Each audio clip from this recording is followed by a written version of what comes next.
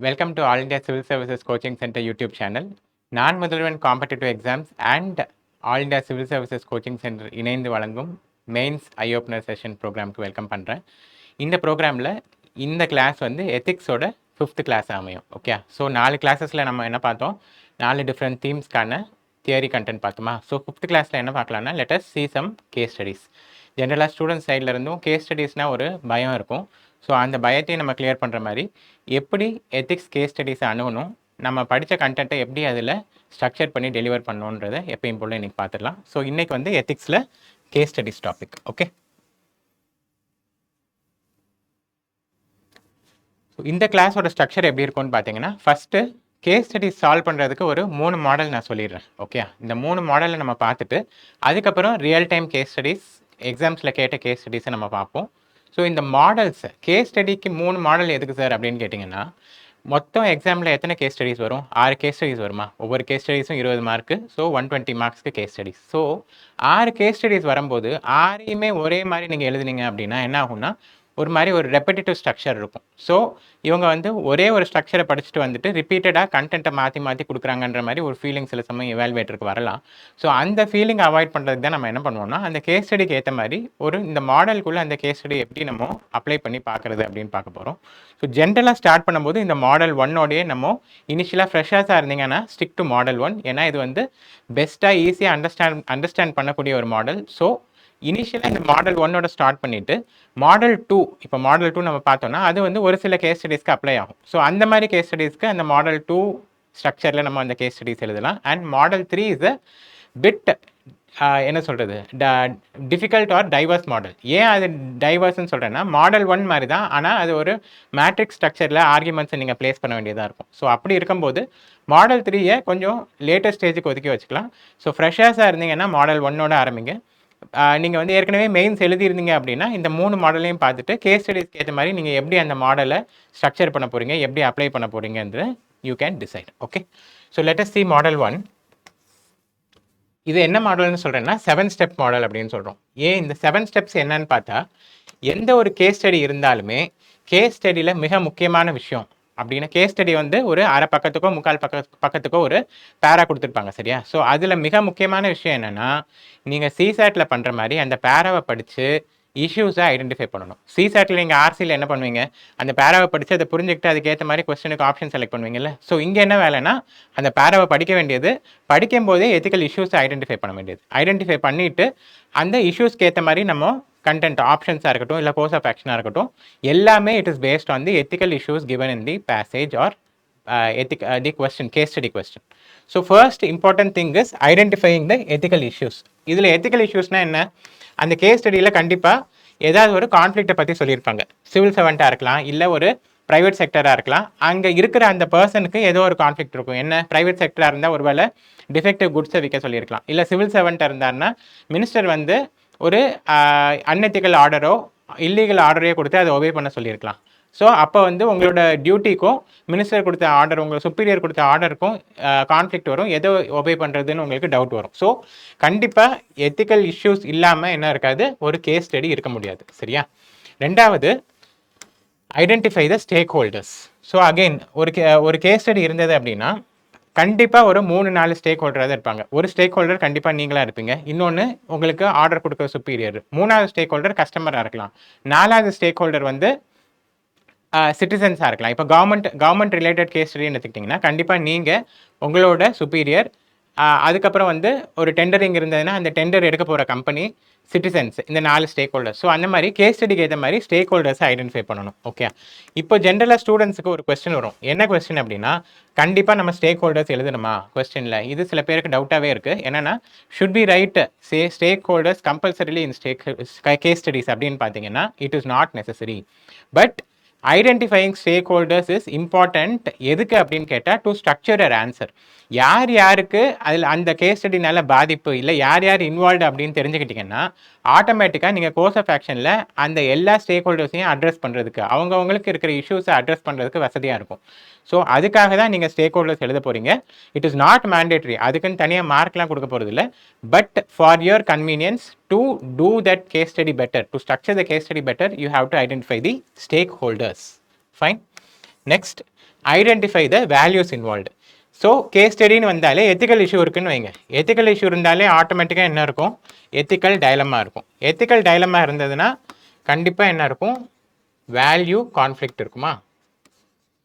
Okay, so எந்த values எல்லாம் அந்த கேஸ் ஸ்டடியில் இன்வால்வ்டு? ஃபார் எக்ஸாம்பிள், நீங்கள் வந்து டெண்டரிங்கை வந்து மினிஸ்டர் சொல்கிற பர்சனுக்கு நீங்கள் கொடுத்தீங்கன்னா அங்கே என்ன இருக்குது? Negative value of corruption is involved. அதே சமயம் நீங்கள் கொடுக்காம இருந்தீங்கன்னா your positive civil services value of integrity is involved. அதே மாதிரி நீங்கள் ரூல் படி செயல்பட்டீங்கன்னா rule of law is involve. இதுதான் என்ன சொல்கிறேன்? Identifying the values.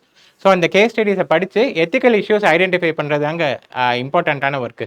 இஷ்யூஸை ஐடென்டிஃபை பண்ணிட்டீங்கன்னா அந்த இஷ்யூஸை ரிசால்வ் பண்ணுறதுக்கு நீங்கள் என்ன வேல்யூஸை நீங்கள் வந்து வெளிக்காட்ட போகிறீங்களோ அதுதான் என்னது? Identification of values. திருப்பி நான் சொல்கிறேன், identification of ethical issue is the very most important part of the case study. இது நீங்கள் கரெக்டாக பண்ணிட்டீங்க அப்படின்னா the case study is in your hand, நல்ல மார்க்ஸ் வந்துடும். அது எப்படி நம்ம பண்ணுறதுன்றதையும் ப்ராக்டிக்கலாக பார்ப்போம். So the third one is identifying the values. Next one, state the options available. இது வந்து கேள்வியாகவே கேட்பாங்க. என்ன கேட்பாங்கன்னா, what are the options available to you as the civil servant. நீங்கள் டிஸ்ட்ரிக்ட் கலெக்டராக இருக்கலாம், இல்லை டிஸ்ட்ரிக்டோட எஸ்பியாக இருக்கலாம். ஏதாவது ஒரு ரோல் கொடுத்து நீங்கள் என்னெல்லாம் ஆப்ஷன்ஸ் உங்ககிட்ட இருக்குது அப்படின்ட்டு உங்ககிட்ட அந்த கேள்வி வரும். So identifying the options, this is the fourth aspect of this 7-step model. அஞ்சாவது ஆப்ஷன் என்ன, ஆர் அஞ்சாவது ஸ்டெப் என்ன அப்படின்னா, இவாலுவேட்டிங் தி ஆப்ஷன். இவாலுவேட்னா என்னது? It is nothing but identifying the demerits and merits of each option. Okay, எவ்வளோ option identify பண்ணால் it is okay, எத்தனை ஆப்ஷன் ஐடென்டிஃபை பண்ணணுன்றதுலாம் நம்ம ப்ராக்டிக்கலாக பார்க்கும்போது பார்ப்போம். பட் ஹியர் இந்த ஆப்ஷன்ஸ் ஐடென்டிஃபை பண்ணதுக்கப்புறம் ஒவ்வொரு ஆப்ஷனுக்கும் மெரிட்ஸ் டிமெரிட்ஸ் எழுதணும். That is what is evaluating the option. Okay, question இது எப்படி வரும்னா கிரிட்டிக்கலி அனலைஸ்னு வரும். கிரிட்டிக்கலி அனலைஸ், சில சமயம் என்ன சொல்லுவாங்க? இவாலுவேட்னு சொல்லுவாங்க. Critically analyse the options you have identified or evaluate the options you have identified அப்படின்னு சொல்லுவாங்க. இது அஞ்சாவது ஸ்டெப்பு. ஆறாவது ஏழாவது வந்து ரிலேட்டட் ஸ்டெப்ஸ். ஓகே, என்ன ஸ்டெப்புன்னு பாருங்கள். Recommend the course of action. So இந்த இது எப்படி வரும்னா, first which option will you choose அப்படின்னு கேள்வி வரும். ஓகே, ஸோ இந்த நீங்கள் ஐடென்டிஃபை பண்ண 3 ஆப்ஷன்லையும் 4 ஆப்ஷன்லையும் எந்த ஆப்ஷன் நீங்கள் சூஸ் பண்ண போகிறீங்கன்னு சொல்லிட்டு அதை எப்படி செயல்படுத்த போகிறீங்கன்ட்டு நீங்கள் என்ன சொல்ல போகிறீங்க? கோர்ஸ் ஆஃப் ஆக்ஷன் மூலமாக எக்ஸ்பிளைன் பண்ண போகிறீங்க. ஓகே, ஸோ இந்த கோர்ஸ் ஆஃப் ஆக்ஷன் எப்படி நம்ம எழுதணும், அதில் என்னென்னலாம் கண்டென்ட் இன்க்ளூட் பண்ணணுன்றதுனா பார்த்தீங்கன்னா முக்கியமாக 3 விஷயம் இருக்கும். ஒன்று practical step by step approach.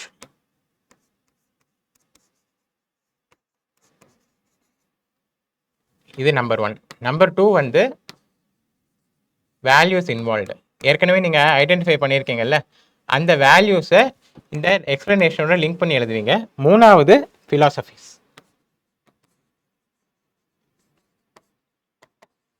ஓகேயா, இந்த 3மே எதில் இருக்கணும்? உங்களோட கோர்ஸ் ஆஃப் ஆக்ஷனோட எக்ஸ்பிளனேஷனில் இருக்கணும்.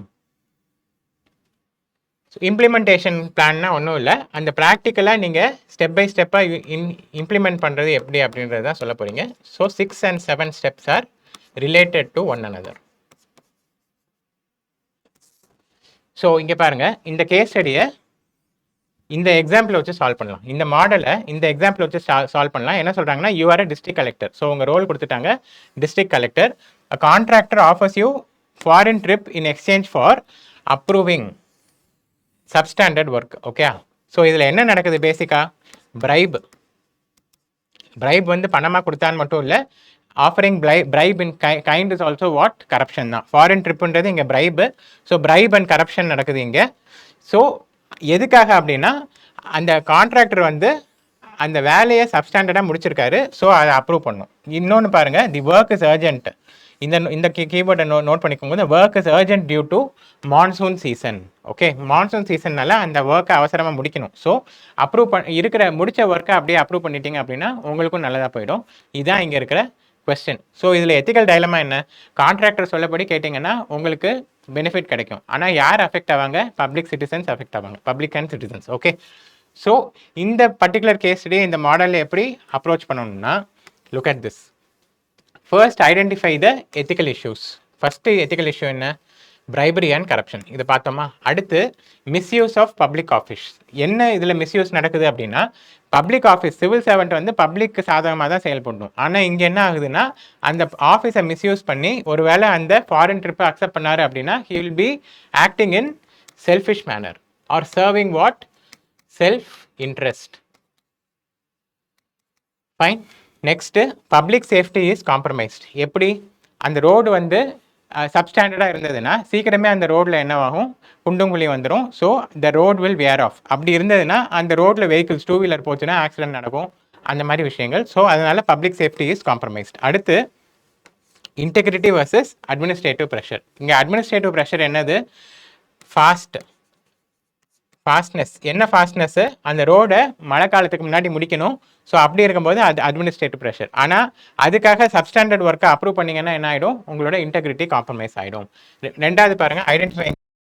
Okay, citizens are using the road. So citizens are the first stakeholders. ரெண்டாவது, இந்த டெண்டர் யார் வந்து விட்டுருக்காங்க, கவர்மெண்ட் விட்டுருக்காங்க. யார் எடுத்திருக்காங்க, கான்ட்ராக்டர் எடுத்திருக்காங்க. அந்த டிஸ்ட்ரிக்ட் அட்மினிஸ்ட்ரேஷன். கவர்மெண்ட்ன்றது ப்ராடர். ஓகே, டிஸ்ட்ரிக்ட் அட்மினிஸ்ட்ரேஷன்ன்றது நீங்கள் டிஸ்ட்ரிக்ட் கலெக்டர்ன்றதுனால அந்த டிஸ்ட்ரிக்ட் அட்மினிஸ்ட்ரேஷன் இஸ் இன்வால்வ்டு. அடுத்து மைசெல்ஃப், அதாவது அந்த டிஸ்ட்ரிக்ட் கலெக்டர். ஓகே, இப்படி தான் ஸ்டேக் ஹோல்டர்ஸ் ஐடென்டிஃபை பண்ணும். இந்த 2 லைன் கேஸ் ஸ்டடிக்கே பாருங்கள் எத்தனை stack holders, citizens, government, contractor, district administration, myself, 5 stack holders இருக்காங்க. இது ஸ்டெப் 2வா. ஸ்டெப் 3 பாருங்கள், வேல்யூஸ் இன்வால்வ்டு. இந்த வேல்யூஸ் இன்வால்வ்டு எதுக்கு அப்படின்னா, இதுதான் நீங்கள் கோர்ஸ் ஆஃப் ஆக்ஷனில் இந்த கோர்ஸ் ஆஃப் ஆக்ஷனை ஜஸ்டிஃபை பண்ணுறதுக்கு யூஸ் பண்ண போகிறீங்க. ஸோ இன்டெகிரிட்டி, கரப்ஷன்னால என்ன வரும், இன்டெகிரிட்டி வரும்.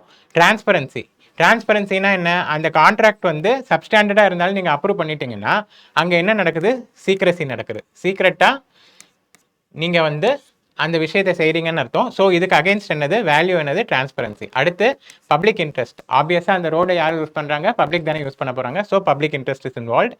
Next courage. இந்த கரேஜை வந்து இன்னும் தெளிவாக என்ன சொல்லலாம்னா மாரல் கரேஜ் அப்படின்னு சொல்லலாம். ஓகே,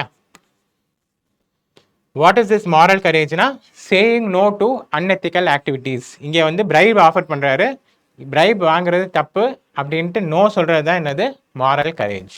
அடுத்து justice and rule of law. Okay, so law படி செயல்படணும். இங்கே லா என்னது, கான்ட்ராக்டர் வந்து தப்பு பண்ணியிருந்தாருன்னா அவர் மேலே ஆக்ஷன் எடுத்துட்டு அந்த டெண்டரை திருப்பி ரீடெண்டர் பண்ணணும். அதுதான் என்னது, it is the rule of law. அடுத்து 4வது ஸ்டெப் என்னது, options available. Accept the bribe and approve the works. 3 option identify பண்ணியிருக்கோம். ஃபர்ஸ்ட் வந்து பிரைப் வாங்கிட்டு அந்த ஒர்க்கை அப்ரூவ் பண்ணுறது. ரெண்டாவது reject the bribe but still approve the work. ஏன் பிரைப் ரிஜெக்ட் பண்ணிட்டு அந்த ஒர்க்கை அப்ரூவ் பண்ணுறோம் அப்படின்னா, மழைக்காலம் வரப்போகுது. ஸோ ரோடை முடிக்கல அப்படின்னா again it will lead to public displeasure. Public வந்து கவர்மெண்ட் மேலே இருக்கிற நம்பிக்கை போயிடும். ஸோ சீக்கிரமாக அந்த ரோடு இருக்கிற மாதிரியே இருக்கட்டும்ட்டு விட்டுறது, ஆனால் பிரைப் மட்டும் வாங்காமல் இருக்குது. ஓகே, 3வது பாருங்க, reject the bribe, cancel the contract, initiate arrange emergency alternative work. Okay, இங்கே பாருங்க இந்த ஆப்ஷன் எவ்வளோ காம்ப்ரிஹென்சிவாக இருக்குன்னு. ஃபர்ஸ்ட் பிரைப் வாங்கக்கூடாது.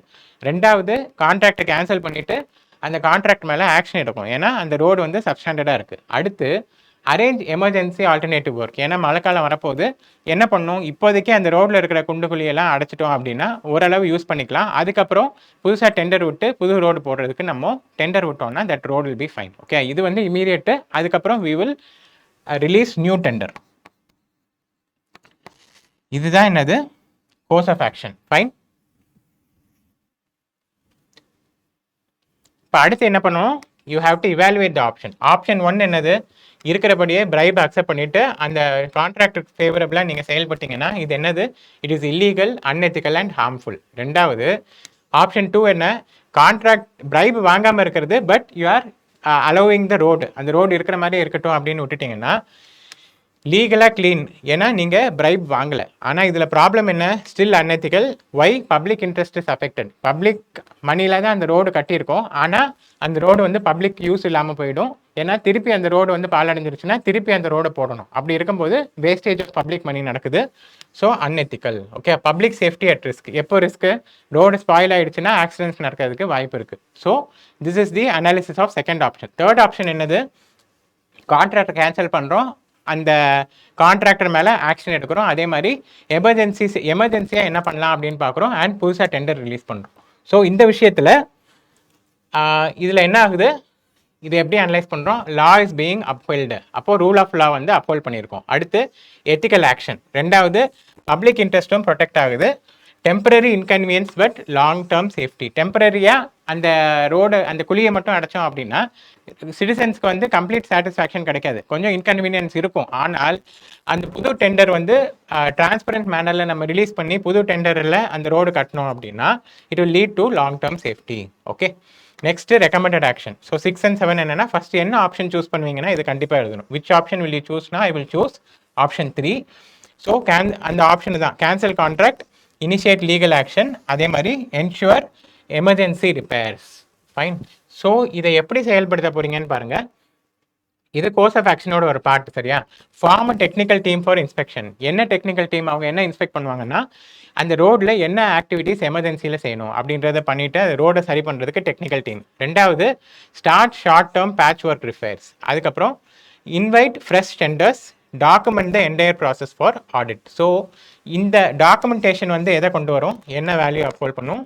டிரான்ஸ்பரன்சின்ற வேல்யூ அப்ஹோல்ட் பண்ணும். ஸோ நம்ம செய்கிற ஒவ்வொரு வேலையும் வந்து கிளியராக இருக்குது, டிரான்ஸ்பரண்ட்டாக இருக்குது, ஹானஸ்ட்டாக இருக்கும் அப்படின்றத வந்து டாக்குமெண்டேஷன் அப்ஹோல்டு பண்ணும். Communicate to public for transparency. So ஏன் இந்த கான்ட்ராக்டை கேன்சல் பண்ணீங்க, திருப்பி ஏன் புது கான்ட்ராக்ட் விடுறீங்க அப்படின்றத பப்ளிக்கு தெளிவாக தெரியப்படுத்தணும். Okay, this is the course of action. Okay, model 2, this is a slightly simpler model. என்னன்னா இந்த 3 தான், causes, consequences and cure. So ஒரு கேஸ் ஸ்டடி இருக்குன்னா ஃபஸ்ட்டு அந்த கேஸ் ஸ்டடியோட காசு, இந்த பிரச்சனை வர்றதுக்கு காசு என்ன, அதே மாதிரி இந்த பிரச்சனையினால் வர விளைவுகள் என்ன, அதுதான் என்னது கான்சிக்வன்ஸ். அடுத்தது இந்த பிரச்சனைக்கு என்ன சொல்யூஷன், அதுதான் என்னது cure. Okay, so why did the ethical problem arise? காசஸ்னா ஏன் அந்த ப்ராப்ளம் வந்தது, இதுலேயும் என்னது what is important, identification of ethical issues. எந்த மாடலாக இருந்தாலும் இதுதான் ஃபர்ஸ்ட் ப்ரையாரிட்டி, நல்லா ஞாபகம் வச்சுக்கோங்க. எத்திக்கல் இஷ்யூஸ் ஐடென்டிஃபை பண்ணி அந்த எத்திக்கல் இஷ்யூஸ்க்கான காசஸ் என்ன அப்படின்னு அனலைஸ் பண்ணணும். ரெண்டாவது இந்த எத்திக்கல் இஷ்யூஸ்னால வர விளைவுகள், அதான் என்னது கான்சிக்வன்சஸ். அதை வந்து எந்தெந்த டைமென்ஷனில் பார்க்கணும்? Social, administrative, legal and ethical. So சோஷியலாக மக்களுக்கு என்ன பிரச்சனை, அட்மினிஸ்ட்ரேட்டிவாக ஏன் என்ன கான்சிக்வன்ஸ், கரப்ஷனாக இருந்தால் என்ன ஆகும், அட்மினிஸ்ட்ரேட்டிவ் இன்எஃபிஷியன்சி ஆகும். So corruption is the cause, consequences administrative inefficiency. Okay, இந்த மாதிரி டிஃப்ரெண்ட் டைமென்ஷன்ஸில் கான்சிக்வன்ஸ் அனலைஸ் பண்ணுவோம் நம்ம. We will see it practical example வச்சு பார்ப்போம்.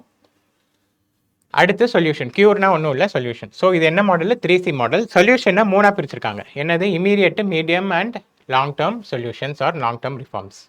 இந்த மோஸ்ட்டாக இந்த கேஸ் ஸ்டடி வந்து எதுக்கு யூஸ் பண்ணலான்னா கவர்மெண்ட் மெஷினரியில் இருக்கிற எத்திக்கல் இஷ்யூஸ், கவர்மெண்ட் மெஷினரியில் இருக்கிற எத்திக்கல் இஷ்யூஸ், அதே மாதிரி என்விரான்மெண்ட்டா இல்லை டெவலப்மெண்ட்டா, இப்படி சில சமயம் கேட்பாங்க. டெவலப்மெண்ட் முக்கியமா, என்விரான்மெண்ட் முக்கியமானு, இல்லை ஜெண்டர் இஷ்யூஸ்,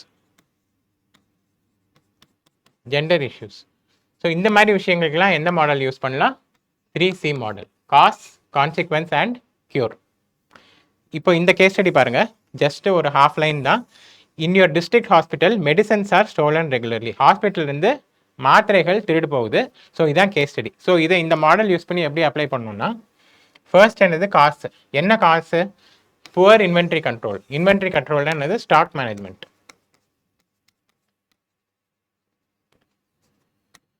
ஸ்டாக் மேனேஜ்மெண்ட். அடுத்து லேக் ஆஃப் சர்வேலன்ஸ். சர்வேலன்ஸ்னா என்ன?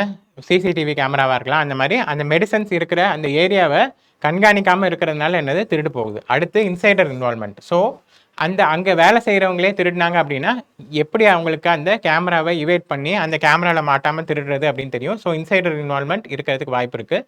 Week accountability. அதே மாதிரி திருடுனாங்கன்னு தெரிஞ்சால் அவங்களுக்கு பனிஷ்மெண்ட் சிவியராக இருக்கும், நம்மளை தண்டிச்சிடுவாங்கன்ற ஒரு பயம் இருந்தால் திருட மாட்டாங்க. அந்த பயம் இல்லைன்னா என்ன ஆகும்னா that is related to what? Week accountability. So causes புரியுதா? ஏன் அந்த மெடிசன்ஸ் திருடு போகுதுன்னா ஸ்டாக் மேனேஜ்மெண்ட் சரியில்லை, சிசிடிவி மாதிரி சர்வேலன்ஸ் சரியில்லை, இன்சைடர் இன்வால்மெண்ட் இருக்கிறதுனால எப்படி மாட்டாமல் திருடுறதுன்னு தெரியுது. Week accountability. அப்படியே ஒரு வேளை மாட்டினாலும் நம்மளை தண்டிக்க மாட்டாங்கன்ற தைரியம் இருந்ததுன்னா திருடிட்டே இருப்பாங்க. நெக்ஸ்ட் என்னது? கான்சிக்வன்சஸ். ஸோ மெடிசன்ஸ் இல்லைன்னா ஆப்வியஸாக என்ன ஆகும்? பேஷண்ட்ஸ் சஃபர் ஆகும். மெடிசன்ஸ் வந்து பேஷண்ட்ஸுக்கு கொடுக்கறதுக்கு இருக்காது. Loss of public trust. கொஞ்ச நாளில் என்ன ஆகும்? இந்த ஹாஸ்பிட்டல் போனாலே நம்மளுக்கு மருந்து கிடைக்காதுன்ட்டு பப்ளிக் ட்ரஸ்ட் போயிடும். ஸோ பப்ளிக் வரதையும் நிறுத்திடுவாங்க. அடுத்து ஃபினான்ஷியல் லாஸ். ஏன் ஃபினான்ஷியல் லாஸு? திருட்டு போகுது அப்படின்னா அந்த மெடிசன்ஸை ரீஸ்டாக் பண்ணணும்னா புதுசாக வாங்கணும். So financial loss. And encourages corruption. எப்போ இதை கண்டுபிடிச்சு தடுக்கலை அப்படின்னா இன்னைக்கு மெடிசன் திருடுறவங்க நாளைக்கு ஏதாவது எக்யூப்மெண்ட்டை திருடுவாங்க. ஸோ அந்த மாதிரி இது என்கரேஜஸ் கரப்ஷன். புரியுதா உங்களுக்கு? ஸோ காசஸ் பார்த்தாச்சு, கான்சிக்வன்சஸ் பார்த்தாச்சு. அடுத்து நம்ம என்ன பார்க்க போகிறோம்? Solutions or cure. Immediate solution என்ன? இமீடியட்டாக ஸ்டாக் எடுக்கிறது தான். அடுத்து install CCTV, suspend the suspects. So audit stock. இது எதுக்கு? இந்த கான்சிக்வன்ஸ் ஆர் காஸ்ட் பாருங்க, இன்வென்ட்ரி கண்ட்ரோல் வந்து இல்லைன்னு சொல்லியிருக்கோம். அதுக்கு தான் இங்கே என்ன சொல்கிறோம்? Stock audit. அடுத்து சர்வேலன்ஸ், புவர் சர்வேலன்ஸ் சொல்கிறோமா? ஸோ அதுதான் இங்கே என்ன சொல்கிறோம்? சிசிடிவி மூலமாக நம்ம அதை கண்காணிக்கணும் அப்படின்னு சொல்கிறோம். And insider involvement and week accountability இருக்கா? ஸோ இதுக்கு தான் என்னது? Suspend the suspects. கண்டுபிடிச்சதுக்கப்புறம் அவங்கள சஸ்பெண்ட் பண்ணணும். மீடியம் டேர்மில் என்ன?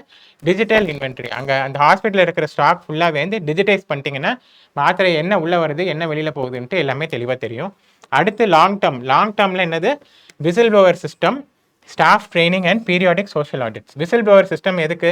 அங்கே இருக்கிற 10 பேர் இருந்தாங்கன்னா 10 பேருமே வந்து கரப்டடாக இருக்க மாட்டாங்க. அப்படி இருக்கும்போது நல்லவராக ஒரு 2 பேர் இருந்தாங்கன்னா அவங்கள அந்த எங்கே கரப்ஷன் நடக்குதுன்ட்டு வெளியில் சொல்லணும்னா என்ன தேவை? விசில் ப்ளோயிங் சிஸ்டம் தேவை. அவங்கள முதல்ல ப்ரொடெக்ட் பண்ணணும், அனானிமஸாக ப்ரொடெக்ட் பண்ணணும். அப்போ தான் அவங்க மேலே தாக்குதல் நடக்காமல் இருக்கும், அவங்கள டார்கெட் பண்ணாமல் இருப்பாங்க. ஸோ அதுக்கு தான் என்ன? விசில் ப்ளோவர் சிஸ்டம் தேவை. இது இம்மீடியட்டாக செய்ய முடியாது, லாங் டேர்மில் இதுதான் தேவை. ஓகே, இது இருந்தால் என்ன ஆகும்? கரப்ஷன் கம்மியாகும். Probity in civil services will increase. அடுத்து staff training. Okay, and staff training எதுக்குன்னா எத்திக்கல் ட்ரைனிங், அந்த increasing the ethical base of the civil servants. So இது எது மூலமாக நடக்கும்? கோட் ஆஃப் எத்திக்ஸ்ன்னு சொல்கிறோமா? So code of ethics. அதே மாதிரி என்ன ட்ரைனிங்னா சென்சிட்டிவிட்டி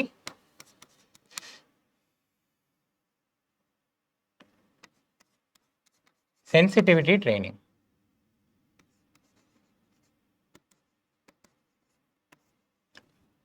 யாருக்காக நம்ம ஒர்க் பண்ணுறோம்? நம்ம வந்து பேஷண்ட்ஸ்க்காக ஒர்க் பண்ணுறோம். நம்ம இந்த மாதிரி திருடணும் அப்படின்னா it will reduce the trust on the hospital. அந்த மாதிரி அவங்களுக்கு புரிய வைக்கிறது.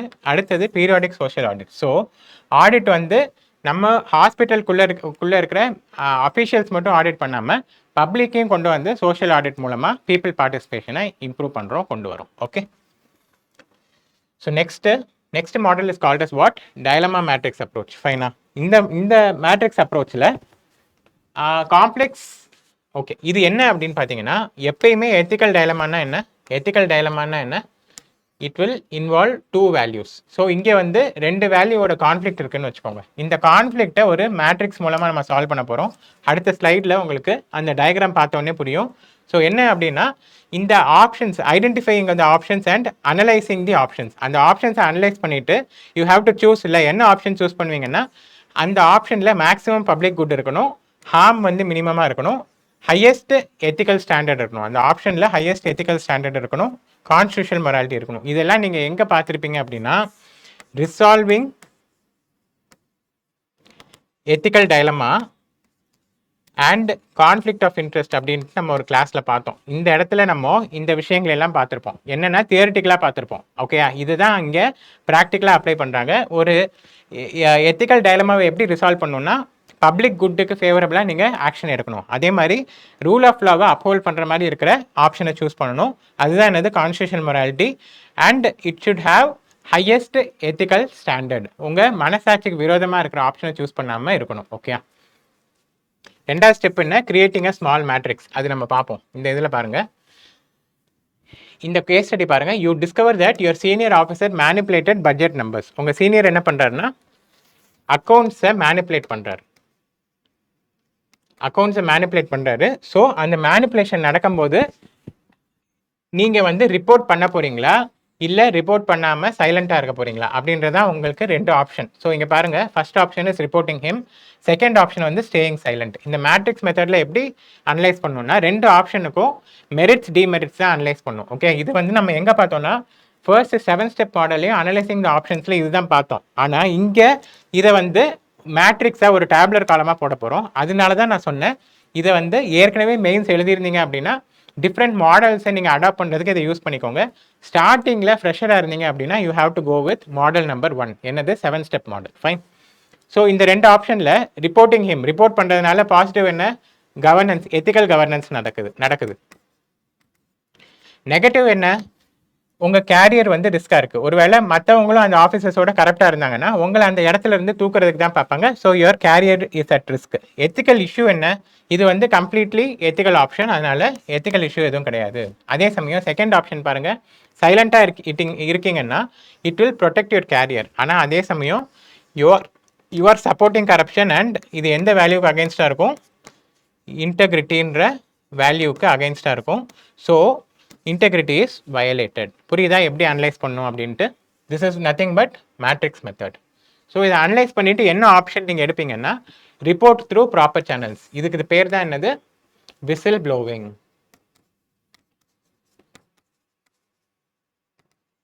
Report through proper channels.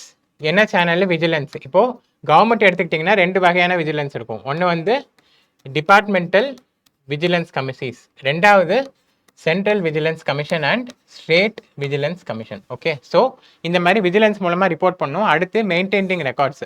So accounting வந்து ப்ராப்பராக மெயின்டைன் பண்ணும், proper accounts. Next ensure confidentiality. என்ன கான்ஃபிடென்ஷியாலிட்டினா விசில் ப்ளோயர் அனானிமிட்டியை தான் கான்ஃபிடென்ஷியாலிட்டின்னு சொல்கிறாங்க. யார் இந்த விஷயத்தை, இந்த கரப்ஷனை வெளியில் கொண்டு வந்தாங்கன்ற பேர் வந்து அனானிமஸாக இருக்கணும். அதுதான் என்னது? கான்ஃபிடென்ஷியாலிட்டி. இந்த விஷயம் செய்கிறதுனால நம்ம என்ன பண்ணுறோம்? It is in aligning with constitutional morality and public interest. சிம்பிளாக தானே இருக்குது. ஸோ 3 மாடல் புரிஞ்சிருச்சா? இப்போ நம்ம டைரெக்டாக கொஸ்டின்ஸ்குள்ளே போயிடலாம். ஓகே, ஸோ இந்த கொஸ்டின்ஸை சால்வ் பண்ணுறதுக்கு முன்னாடி ஒரு வேர்ட் ஆஃப் அட்வைஸ். என்ன வேர்ட் ஆஃப் அட்வைஸ்னால், இப்போது நான் இந்த ஸ்லைடை டிஸ்பிளே பண்ணுறேன்ல, இந்த ஸ்லைடை டிஸ்பிளே பண்ணும்போது நம்ம ஒரு விதமான ஒரு ஸ்ட்ரக்சரை ஃபாலோ பண்ண போகிறோம், ஒரு எக்ஸசைஸை ஃபாலோ பண்ண போகிறோம். இந்த எக்ஸசைஸை நீங்கள் நம்ம இப்போ காட்ட போகிற ஒவ்வொரு கொஸ்டினுக்கும் நீங்கள் பர்சனலாக செய்யணும். செஞ்சதுக்கப்புறம் இந்த ஸ்லைடை பாஸ் பண்ணி இதை செஞ்சதுக்கப்புறம் தான் நீங்கள் எங்கே போகணும்? டிஸ்கஷனுக்கு போகணும். அப்போ தான் இந்த எக்ஸ்ப்ளனேஷனோட தெளிவாக கனெக்ட் ஆக முடியும். Okay, so from your side please stop the slide and இந்த ஸ்லைடில் இருக்கிற கேஸ் ஸ்டடியை படிச்சுட்டு என்ன இஷ்யூஸ் இருக்குன்னு ஐடென்டிஃபை பண்ணிவிட்டு அதுக்கப்புறமா டிஸ்கஷனுக்குள்ளே வாங்க. இன்னும் ஒரு பெட்டர் தெளிவு கிடைக்கும். I assure you this. Okay, இப்போ என்ன பண்ணுங்கன்னா pass this and read this slide. Okay, so what is the most important part? எந்த கேஸ் ஸ்டடியாக இருந்தாலும் கண்டிப்பாக first and most important part வந்து identifying the ethical issues. So இந்த பேராகிராஃபை படித்து, ரீடிங் காம்ப்ரிஹென்ஷன் மாதிரி இந்த பேராகிராஃபை படித்து நம்ம எத்திக்கல் இஷ்யூஸ் ஐடென்டிஃபை பண்ண போகிறோம். எப்படி பண்ணுறது அப்படின்னு பார்ப்போம். A mineral production company has been facing public protests for closure. ஒரு மினரல் ப்ரொடக்ஷன் கம்பெனி இருக்குது, அது வந்து it is facing public protest for closure. So இதுதான் என்னது? First ethical issue. என்னது? பப்ளிக் ப்ரொடெஸ்ட் பண்ணிட்டு இருக்காங்க, law and order issue create ஆகிட்டு இருக்கு. இது number 1. Number 2, there is allegation of environmental violations. Okay, அந்த மினரல் கம்பெனி வந்து என்விரான்மெண்டல் வயலேஷன்ஸில் ஈடுபட்டிருக்காங்க அப்படின்ட்டு அலிகேஷன் இருக்குது. ஸோ அலிகேஷன்ற வார்த்தைக்கு அர்த்தம் என்னென்னா இன்னும் அது ப்ரூவ் ஆகலை. சரியா? இதை நல்லா ஞாபகம் வச்சுக்கோங்க. அலிகேஷன்னா இன்னும் ப்ரூவ் ஆகலைன்னு அர்த்தம். ஸோ கோர்ஸ் ஆஃப் ஆக்ஷனில் ஃபஸ்ட்டு இன்வெஸ்டிகேட் பண்ணி உண்மையிலே வயலேஷன் நடக்குதா இல்லையான்றதை நான் ப்ரூவ் பண்ணுவேன் அப்படின்னு நீங்கள் எழுதணும். சரியா? அடுத்து including air pollution and ground water contamination. So இந்த விஷயம் நடக்கிறதுனால என்ன ஆகுது? Air pollution and ground water contamination நடக்குது. ஸோ இப்போதைக்கு இருக்கட்டும். ஃபர்ஸ்ட் இஷ்யூ வந்து பப்ளிக் ப்ரொடெஸ்ட், ரெண்டாவது வந்து environmental violation which have adversely affected local communities. Around 4 lakh ton capacity plant has been marred with controversy even ever since it was first proposed. இங்கே பாருங்க, இந்த இடத்துல இருந்து இந்த லைன் வரைக்கும் இது என்னன்னா dummy content. Okay, dummy content. ஏன் டம்மினா ஒன்றுமே பெருசாக கேஸ் ஸ்டடியில் ஆட் ஆன் பண்ணுறதுக்கு, எத்திக்கல் இஷ்யூஸ் ஆட் ஆன் பண்ணுறதுக்கு எதுவுமே சொல்லலை இங்கே. இது இந்த பேராகிராஃபில் இந்த ஃபஸ்ட்டு 1.5 லைன் தான் இம்பார்ட்டன்ட்டு. ஃபர்ஸ்ட் லைனில் பப்ளிக் ப்ரொடெஸ்ட்னு சொல்லியிருக்காங்க, அடுத்து என்விரான்மெண்டல் வயலேஷன் சொல்லியிருக்காங்க, அதுக்கப்புறம் எதுவுமே இங்கே சொல்ல கிடையாது. ஓகே, ரெண்டாவது இங்கே வாங்க. ஸோ இந்த பேராகிராஃபை படிக்கும்போது இந்த போர்ஷனை வந்து நீங்கள் ஃபாஸ்ட்டாக ஸ்கிப் பண்ணிடலாம், ஸ்கிப் பண்ணிடலாம். இதில் நீங்கள் டைம் ஸ்பெண்ட் பண்ண வேண்டிய அவசியம் இல்லை. பொதுவாக வந்து கேஸ் ஸ்டடிஸை கன்சிடர் பண்ணால் ஸ்டூடெண்ட்ஸ்க்கு என்ன ஒரு ப்ராப்ளம் வரும்னா, they will take time to read the case study. திருப்பி அந்த கேஸ் ஸ்டடி பேராகிராஃபே படிச்சுட்டு இருப்பாங்க. அப்போ டைம் வேஸ்ட் ஆகிடும். ஸோ கண்டென்ட்டில் காம்ப்ரமைஸ் பண்ணிடுவாங்க. ஸோ அதை பண்ணாமல் இருக்கிறதுக்கு தான் இந்த எக்ஸசைஸு. ஃபஸ்ட்டு இந்த பேராகிராஃபை படிக்கும்போதே அங்கேயே இந்த எத்திக்கல் இஷ்யூவை நம்பர் பண்ணி வச்சுக்கோங்க. செகண்ட் பேராகிராஃப் வாங்க. Concerns have been raised about emission of harmful gases like sulphur dioxide. So ஏதோ ஒரு கேஸ் ரிலீஸ் ஆகுது, என்ன கேஸ்ன்றது முக்கியம் இல்லை, எமிஷன் ஆஃப் ஹார்ம்ஃபுல் கேசஸ் நடக்குது. அடுத்து என்ன சொல்லுது பாருங்க, affecting respiratory health and vegetation. So இதுதான் என்னது, மூணாவது ethical issue. Respiratory health, human health affect ஆகுது, அதே சமயம் வெஜிடேஷனும் அஃபெக்ட் ஆகுது. ஸோ இங்கே என்ன அஃபெக்ட் ஆகும்னா ஃபுட் செக்யூரிட்டியும் அஃபெக்ட் ஆகும், food security of the district. So human ஹெல்த்தையும் அஃபெக்ட் பண்ணுது, அங்கே இருக்கிற என்விரான்மெண்ட்டையும் அஃபெக்ட் பண்ணுது. இது issue number 3. Allegations of ground water contamination of surfaced with concerns about impact of drinking water and agricultural practices. ஏற்கனவே சொன்னது தான் இங்கே ரிப்பீட் பண்ணியிருக்காங்க. ஸோ இந்த ஒரு லைன் வந்து என்னது, டம்மி கண்டென்ட்டு, நீங்கள் படிக்க தேவையில்லை. Studies suggest that pollution from the pollutants from the plant can leach into the soil, potentially impacting the food production. ஏற்கனவே சொன்னது தான், அக்ரிகல்ச்சர் வெஜிடேஷன்லாம் அஃபெக்ட் ஆயிடுச்சுன்னு ஏற்கனவே தெரியும். So again this is dummy content. There are allegations of link between plants operations and incidence of increased respiratory illness. இதுதான் இங்கே respiratory ஹெல்த்னு சொல்லியாச்சு. Again dummy content. நல்லா பார்த்தீங்கன்னா ஃபர்ஸ்ட் பேராகிராஃபில் முதல் 1.5 லைன், செகண்ட் பேராகிராஃபில் முதல் 1.5 லைன், அதுக்குள்ளேயே உங்களுக்கு இஷ்யூஸ் அனலைஸ் பண்ணியாச்சு. மீதி இருக்கிறது வந்து படிக்க வேணாம், ஸ்கிப் பண்ணிடலாம். சரியா, இதை நல்லா புரிஞ்சுக்கோங்க. கேஸ் ஸ்டடி ஃபாஸ்ட்டாக படிக்கிறதுக்கு ரொம்ப ரொம்ப ரொம்ப யூஸ்ஃபுல்லாக இருக்கும். Next, the company has over 5,000 employees. சரியா, அதுக்கப்புறம் accounts for 40% of India's mineral demand including reducing foreign exchange reliance. So இங்கே வந்து 2 இஷ்யூ இருக்குது. ஒன்று வந்து லைவ்லிஹுட், எம்ப்ளாயி லைவ்லிஹுட். கம்பெனியை மூடியாச்சுன்னா இந்த 5,000 எம்ப்ளாயீஸ்க்கும் வேலை போயிடும். ஸோ ரெண்டாவது இந்தியன் எக்கானமியோட demand, India's mineral demand and forex. இது ரெண்டுமே இந்த மினரல் கம்பெனியை பேஸ் பண்ணி இருக்கு. So 2 ethical issue. So 3 identify பண்ணிட்டோம். இது 4வது, இது 5வது. ஒன்று வந்து எம்ப்ளாயியோட லைவ்லிஹுட், 5வது வந்து இந்தியாஸ் எக்கனாமிக் சைடில் வந்து அவங்களுக்கு ரெவென்யூ லாஸ் வரும். ஓகேயா, அதுக்கப்புறம் it also contributes to ancillary activities employing around 400 businesses employing around 1 lakh people. ஏற்கனவே இதை அட்ரஸ் பண்ணியாச்சு. ஸோ அடுத்த ஒரு லைன் வந்து dummy line. The protest recently became violent in which 13 persons were killed. So ஏற்கனவே பப்ளிக் ப்ரொட்டஸ்ட் பற்றி சொல்லிட்டோம். அதை தாண்டி இங்கே என்ன ஆகுது, 6வது இஷ்யூவா லைஃப் லாஸ். ஓகே, ஸோ அந்த ப்ரொட்டஸ்ட்டில் கலந்துக்கிட்ட ஒரு 13 பேர் வந்து கவர்மெண்ட்டோட ஆக்ஷன்னால இறந்து போகிறாங்க. ஸோ 6வது இஷ்யூ வந்து லைஃப் லாஸ். ஸோ இப்போ ஆல்மோஸ்ட் ஒரு 2 ஸ்லைடுக்கு இந்த கண்டென்ட்டில் 6 எத்திக்கல் இஷ்யூ தான் நம்ம கண்டுபிடிச்சிருக்கோம்.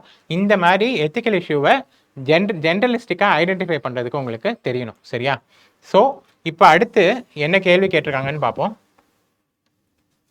Discuss the ethical dilemmas faced by you இந்த கேஸ் ஸ்டடி. என்ன எத்திக்கல் டைலமாஸ் அப்படின்னு கேட்டிருக்காங்க. இதை நம்ம தியரிட்டிக்கலாக பார்த்துருக்கோம். எத்திக்கல் டைலமாஸ்னால் என்ன, கான்ஃப்ளிக்ட் பிட்வீன் 2 வேல்யூஸ். சரியா, இல்லை conflict between 2 courses of action. இது பண்ணணுமா அதை பண்ணணும். இதில் என்ன எத்திக்கல் டைலமா, கம்பெனியை மூடணுமா இல்லை பப்ளிக் இன்ட்ரெஸ்ட்டை காம்ப்ரமைஸ் பண்ணிட்டு கம்பெனியை நடத்த விடணுமா. ஓகே, இந்த மாதிரி எத்திக்கல் டைலமாஸ் நம்ம ஐடென்டிஃபை பண்ணணும். Next, what are the options available. Okay, அந்த 7 ஸ்டெப் மாடலில் ஐடென்டிஃபைங் த ஆப்ஷன்ஸ் அப்படின்னு கேட்டிருந்தாங்கல்ல. ஸோ அதே ஆப்ஷன்ஸ் அவைலபிள் என்னென்னு கேட்டிருக்காங்க. அடுத்து சியில் discuss your most appropriate action with justification. Which option will you choose and why அப்படின்னு கேட்பாங்கல்ல, அந்த கொஸ்டின் தான் அது. Which option will you choose and why. Discuss the most appropriate option with justification. 4வது question, give your suggestion. What will be your suggestion to the government. எதுக்கு, to effectively address development environment conflict. இங்கே என்ன conflict இருக்குது, அந்த mineral வந்து நம்மளோட national டெவலப்மெண்ட்டுக்கு தேவை. அதே சமயம் என்ன பிரச்சனை நடக்குது, அது வந்து என்விரான்மெண்ட்டை பொல்யூட் பண்ணுது, ஹியூமன் ஹெல்த்தை அஃபெக்ட் பண்ணுது. ஸோ இந்த கான்ஃப்ளிக்டை ரிசால்வ் பண்ணணும்னா கவர்மெண்ட் என்ன பண்ணணும்னு சஜஸ்ட் பண்ணுங்கன்னு சொல்லியிருக்காங்க. அடுத்து ஓகே, இந்த மாதிரி இங்கே என்ன பாயிலிங் பாயிண்ட்டு, பப்ளிக் ப்ரொட்டஸ்ட். இந்த பப்ளிக் ப்ரொட்டஸ்ட் மாதிரி விஷயங்கள் நடக்காமல் இருக்கிறதுக்கு இந்த டெவலப்மெண்ட் என்விரான்மெண்ட் கான்ஃப்ளிக்டில் கவர்மெண்ட் என்ன பண்ணணும்ட்டு நீங்கள் சஜஸ்ட் பண்ணுங்கன்னு சொல்லியிருக்கோம். இப்போது எப்படி என்ன பண்ணுறதுன்னு பார்ப்போம். மிக முக்கியமாக என்ன சொன்னேன், you have to identify the ethical issues இந்த கேஸ் ஸ்டடி. ஸோ இப்போ ஐடென்டிஃபை பண்ணதான் இங்கே எழுதியிருக்கேன் பாருங்கள். Number 1 public protest, number 2 allegation of environmental violation. மூணாவது கிரவுண்ட் வாட்டர் கண்டாமினேஷன். இது கண்டாமினேட் ஆகிறதுனால ஹியூமன் ஹெல்த் அஃபெக்ட் ஆகுது, வெஜிடேஷன் அஃபெக்ட் ஆகுது. அடுத்து அந்த கம்பெனியை மூடிட்டோம்னா India's mineral demand and foreign exchange, foreign revenue இது அஃபெக்ட் ஆகும். 1,00,000 பேருக்கு மேலே அந்த கம்பெனி மேலே டிபெண்ட்டாக இருக்காங்க. ஸோ அவங்க வாழ்வாதாரம் பாதிக்கப்படும். அதுக்கப்புறம் 13 பேர் இறந்து போயிருக்காங்க ப்ரொட்டஸ்ட்டில். இது 6 தான் என்னது இந்த கேஸ் ஸ்டடியோட இஷ்யூ. இது கேட்கல, என்ன கேட்டிருக்காங்க, எத்திக்கல் டைலமா தான் கேட்டிருக்காங்க. ஆனால் இதை ஐடென்டிஃபை பண்ணி இனிஷியலாக ஓரமாக எழுதி வச்சுக்கோங்க. ஸோ இது எல்லாமே வந்து நான் ஃப்ரெஷர்ஸ்க்கு தான் சொல்கிறேன். என்னென்னா நீங்கள் கேஸ் ஸ்டடி இப்போ தான் சால்வ் பண்ண ஆரம்பிக்கிறீங்கன்னா நம்ம சொல்கிற இந்த ஸ்ட்ரக்சரை ஃபாலோ பண்ணுங்கள், இந்த எக்ஸசைஸை ஃபாலோ பண்ணுங்கள்.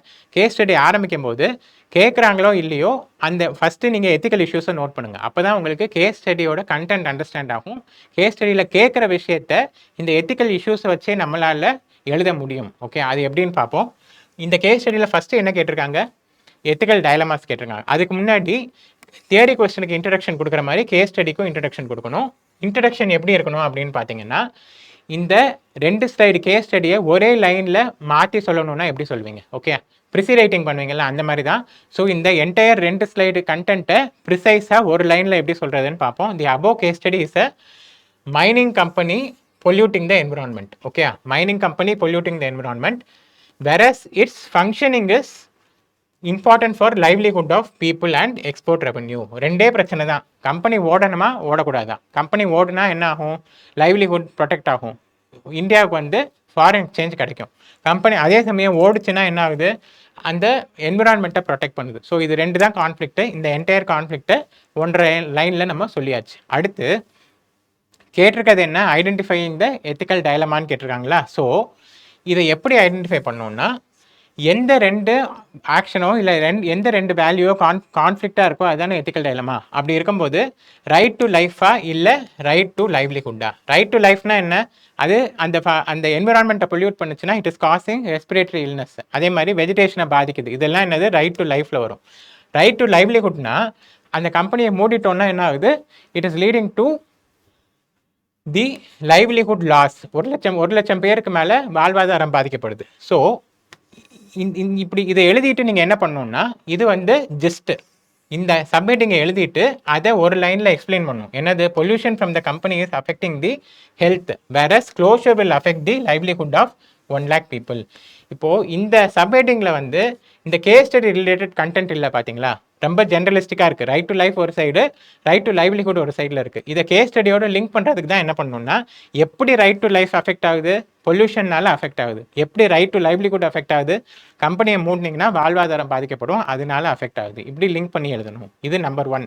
நம்பர் 2, ஒருவேளை இந்த மாதிரி உங்களுக்கு எடுத்து எழுதுறது இனிஷியலாக கஷ்டமாக இருக்குது அப்படின்னா டைரெக்டாக இப்படியே ஆரம்பிச்சிடலாம். Pollution caused by the company is affecting health, அதே சமயம் livelihood of people is depend on the company. இதுவும் ஒரு விதமான எத்திக்கல் டைலமா தான். இங்கே பாருங்கள், ஆர் போட்டிருக்கேன். இப்படி எழுதினாலும் கரெக்ட் தான், இப்படி எழுதினாலும் கரெக்ட் தான். ஓகேயா.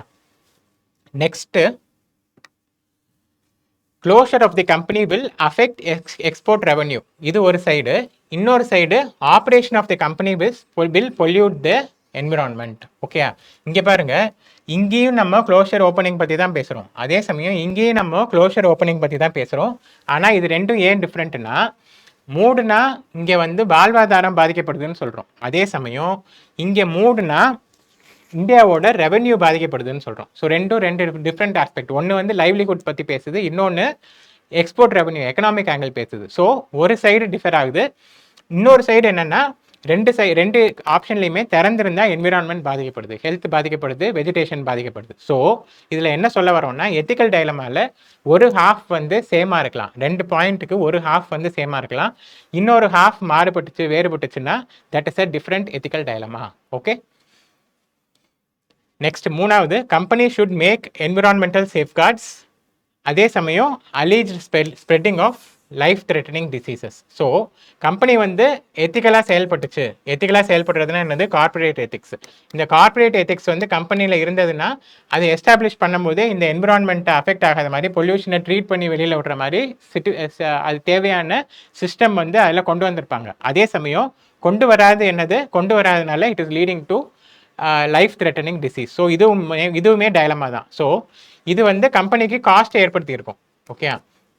இந்த எக்ஸ்ட்ரா சிஸ்டம் கொண்டு வரணும்னா கொஞ்சம் எக்ஸ்ட்ராவாக செலவாயிருக்கும். ஆனால் கொண்டு வராதனால என்ன ஆகுது, மக்களோட லைஃப் பாதிக்கப்படுது. Okay, this is an ethical dilemma. 4வது பாருங்க, laxity in enforcement of safeguards versus loss of life in protest. முதலே இந்த கவர்மெண்ட் வந்து ப்ராப்பராக என்ஃபோர்ஸ் பண்ணியிருந்தாங்க. என்ஃபோர்ஸ்மெண்ட் அப்படின்னா என்னது, லாஸ் இருக்கும், அந்த லாஸை வந்து இம்ப்ளிமெண்ட் பண்ணணும், செயல்படுத்துறது தான் என்னது என்ஃபோர்ஸ்மெண்ட். ஸோ அந்த என்ஃபோர்ஸ்மெண்ட் இருந்ததுன்னா இந்த ப்ரொடெஸ்ட் வந்திருக்காது, இந்த என்விரான்மெண்ட் பொல்யூஷன் வந்திருக்காது. அது இல்லாதனால என்ன ஆயிடுச்சுன்னா it is leading to public protest. Fine. Next, ensuring law and order during the protest. அதே சமயம் peaceful handling of protest. Law and order ensure பண்ணணும், ப்ரொடெஸ்ட்டை கண்ட்ரோல் பண்ணணும். அதே சமயம் இந்த ப்ரொடெஸ்ட் வயலண்ட்டாக மாறிடுச்சு, ஷூட்டிங் ஆர்டர் இஷ்யூ பண்ணும்போது என்னது, இன்னசென்ட் பீப்புளோட லைஃப், அதாவது people loss of people life ஆகுது ப்ரொடெஸ்ட்டில். That is leading to more law and order issue. Okay, so இதுதான் எத்திக்கல் டைலமா. புரியுதா எப்படி எழுதுறோன்ட்டு? Next one, option available in this case study. என்னென்ன ஆப்ஷன்ஸ் அவைலபிளாக இருக்குது அப்படின்னு கேட்குறாங்களா. So the first option is closing the company permanently and compensating the local public. So public என்ன கேட்குறாங்க, இந்த கம்பெனியை வந்து மூடணும்னு கேட்குறாங்க. ஸோ பப்ளிக் டிமாண்டுக்கு இணங்கி நம்ம என்ன பண்ணுறோம், இந்த கம்பெனியை க்ளோஸ் பண்ணிவிட்டு அந்த நடந்த லைஃப் லாஸுக்கும் சரி நடந்த என்விரான்மெண்டல் டேமேஜுக்கும் கம்பெனிக்கிட்ட இருந்து காம்பன்சேஷன் கிளைம் பண்ணி கொடுத்துட்றோம். அப்படின்னா இதில் மெரிட்ஸ் என்ன, இந்த 7 ஸ்டெப் மாடலில் என்ன பார்த்தோம், identifying the options and analysing the merits demerits பார்த்தோமா. இதில் மெரிட்ஸ் என்ன, ப்ரொடெஸ்டர்ஸ் ஆர் ஹாப்பி, எதுக்காக போராடினாங்களோ அது வந்து அச்சீவ் ஆயிடுச்சு. என்விரான்மெண்ட் ஹசார்ட்ஸ் ஆர் அட்ரஸ்ட், இனி வந்து கம்பெனி மூடியாச்சுன்னா என்விரான்மெண்ட் ப்ரொடெக்ட் ஆகாது, என்விரான்மெண்ட் வந்து பொல்யூட் ஆகாது. Compensation of life, compensation for loss incurred. இப்போ வந்து அந்த ப்ரொடெஸ்ட்டில் 13 பேர் இறந்துருக்காங்க, ஒருவேளை அந்த டிசீஸ்னால இன்னும் கொஞ்சம் பேர் இறந்துருக்கலாம், அவங்களுக்குலாம் காம்பன்சேஷன் கொடுத்துட்டோம்னா எல்லாருமே ஹாப்பி ஆகிடுவாங்க. நெக்ஸ்ட்டு, இதில் டிமெரிட்ஸ் என்ன, கம்பெனியை மூடிட்டோம்னா ரெவன்யூ அஃபெக்ட் ஆகும், மினரல் சப்ளை அஃபெக்ட் ஆகும், அதே சமயம் அந்த கம்பெனியை நம்பி இருக்கிறவங்களோட வாழ்வாதாரம் அஃபெக்ட் ஆகும். ஸோ இதுதான் மெரிட்ஸு, இதுதான் டிமெரிட்ஸ். ஓகே. ரெண்டாவது, suppress the protesters and continue allowing the functioning of company. Okay, so ப்ரொடெஸ்ட்டை கண்டுக்காமல் இந்த கம்பெனியை வந்து ஃபங்க்ஷன் பண்ண அலோவ் பண்ணணும். அதில் மெரிட்ஸ் என்ன, கம்பெனி வந்து திறந்திருந்ததுன்னா வாழ்வாதாரம் பாதிக்கப்படாது. அதே மாதிரி mineral supply and forex revenue is unaffected. இங்கே நல்லா பாருங்கள், ஃபர்ஸ்ட் ஆப்ஷனில் எதை டிமெரிட்ஸாக எழுதியிருக்கோமோ அதுதான் இங்கே மெரிட்ஸாக மாற்றி எழுதியிருக்கோம். அதே மாதிரி அதில் மெரிட்ஸாக வந்தது இல்லை டிமெரிட்ஸாக வரும். லா and order situation will aggravate. அந்த கம்பெனியை மூடலைன்னா இன்னும் ப்ரொடெஸ்ட் வந்து வலுப்பட ஆரம்பிச்சிடும். அதே சமயம் environment hazards will continue. So ஹெல்த்துக்கும் சரி என்விரான்மெண்ட்டுக்கும் சரி அந்த பாதிப்பு வந்து இன்க்ரீஸ் ஆகிட்டே இருக்கும். ஓகே, ஸோ இதில் மெரிட்ஸாக எழுதுனது அங்கே டிமெரிட்ஸாக எழுதியிருக்கோம், இதில் டிமெரிட்ஸாக எழுதுனது அங்கே மெரிட்ஸாக எழுதியிருக்கோம். இது 2 ஆப்ஷன் அனலைஸ் பண்ணியாச்சு. 3வது ஆப்ஷன் பாருங்கள், temporarily close the company and carry out independent investigation. கம்பெனியை டெம்பரரியாக க்ளோஸ் பண்ணிவிட்டு இன்வெஸ்டிகேஷனை கேரி அவுட் பண்ணிவிட்டு என்ன பண்ணுறோம், decide paste on the report. Okay, so இந்த ஆப்ஷனை படிக்கும் போதே தெரியும் முதல் 2 ஆப்ஷன் நம்ம சூஸ் பண்ண போகிறது இல்லை, 3வது ஆப்ஷனை தான் சூஸ் பண்ண போகிறோன்ட்டு. So temporarily close the company, carry out independent investigation and decide based on report.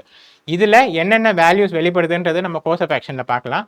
முதல்ல இதோட மெரிட்ஸ் என்னென்னா, ஒருவேளை கம்பெனி தப்பு பண்ணியிருந்தேன்னா என்ன ஆகும், இந்த இன்வெஸ்டிகேஷனில் தெரிய வந்துடும். So company will pay for investigation, penalty அவங்க பே பண்ணுவாங்க உண்மையிலே தப்பு பண்ணியிருந்தா. ரெண்டாவது, ஜென்யூன் டிமாண்ட்ஸ் ஆஃப் ப்ரொடெஸ்டர்ஸ் அட்ரஸ். ப்ரொடெஸ்டர்ஸ் என்ன கேட்குறாங்க, எங்களோட லைஃப் பாதிக்கக்கூடாது, என்விரான்மெண்ட் பாதிக்கக்கூடாதுன்னு கேட்குறாங்க. ஸோ உண்மையிலேயே கம்பெனி அதை பண்ணுச்சுன்னா இந்த இன்வெஸ்டிகேஷன் மூலமாக அது வந்து சரி செஞ்சிடலாம். அடுத்து, justice for persons killed. So அந்த 13 பேர் இறந்துருக்காங்கல்ல, அவங்களுக்கு வந்து ஜஸ்டிஸ் கிடைக்கும் எப்போ இந்த இன்வெஸ்டிகேஷன் வந்து டிரான்ஸ்பரண்ட்டாக நடந்தது அப்படின்னா. அடுத்து டிமெரிட்ஸ் என்ன, டெம்பரரியாக கம்பெனியை மூடிட்டோம்னா அந்த அதை நம்பி இருக்கிறவங்களோட வாழ்வாதாரம் டெம்பரரியாக பாதிக்கப்படும்.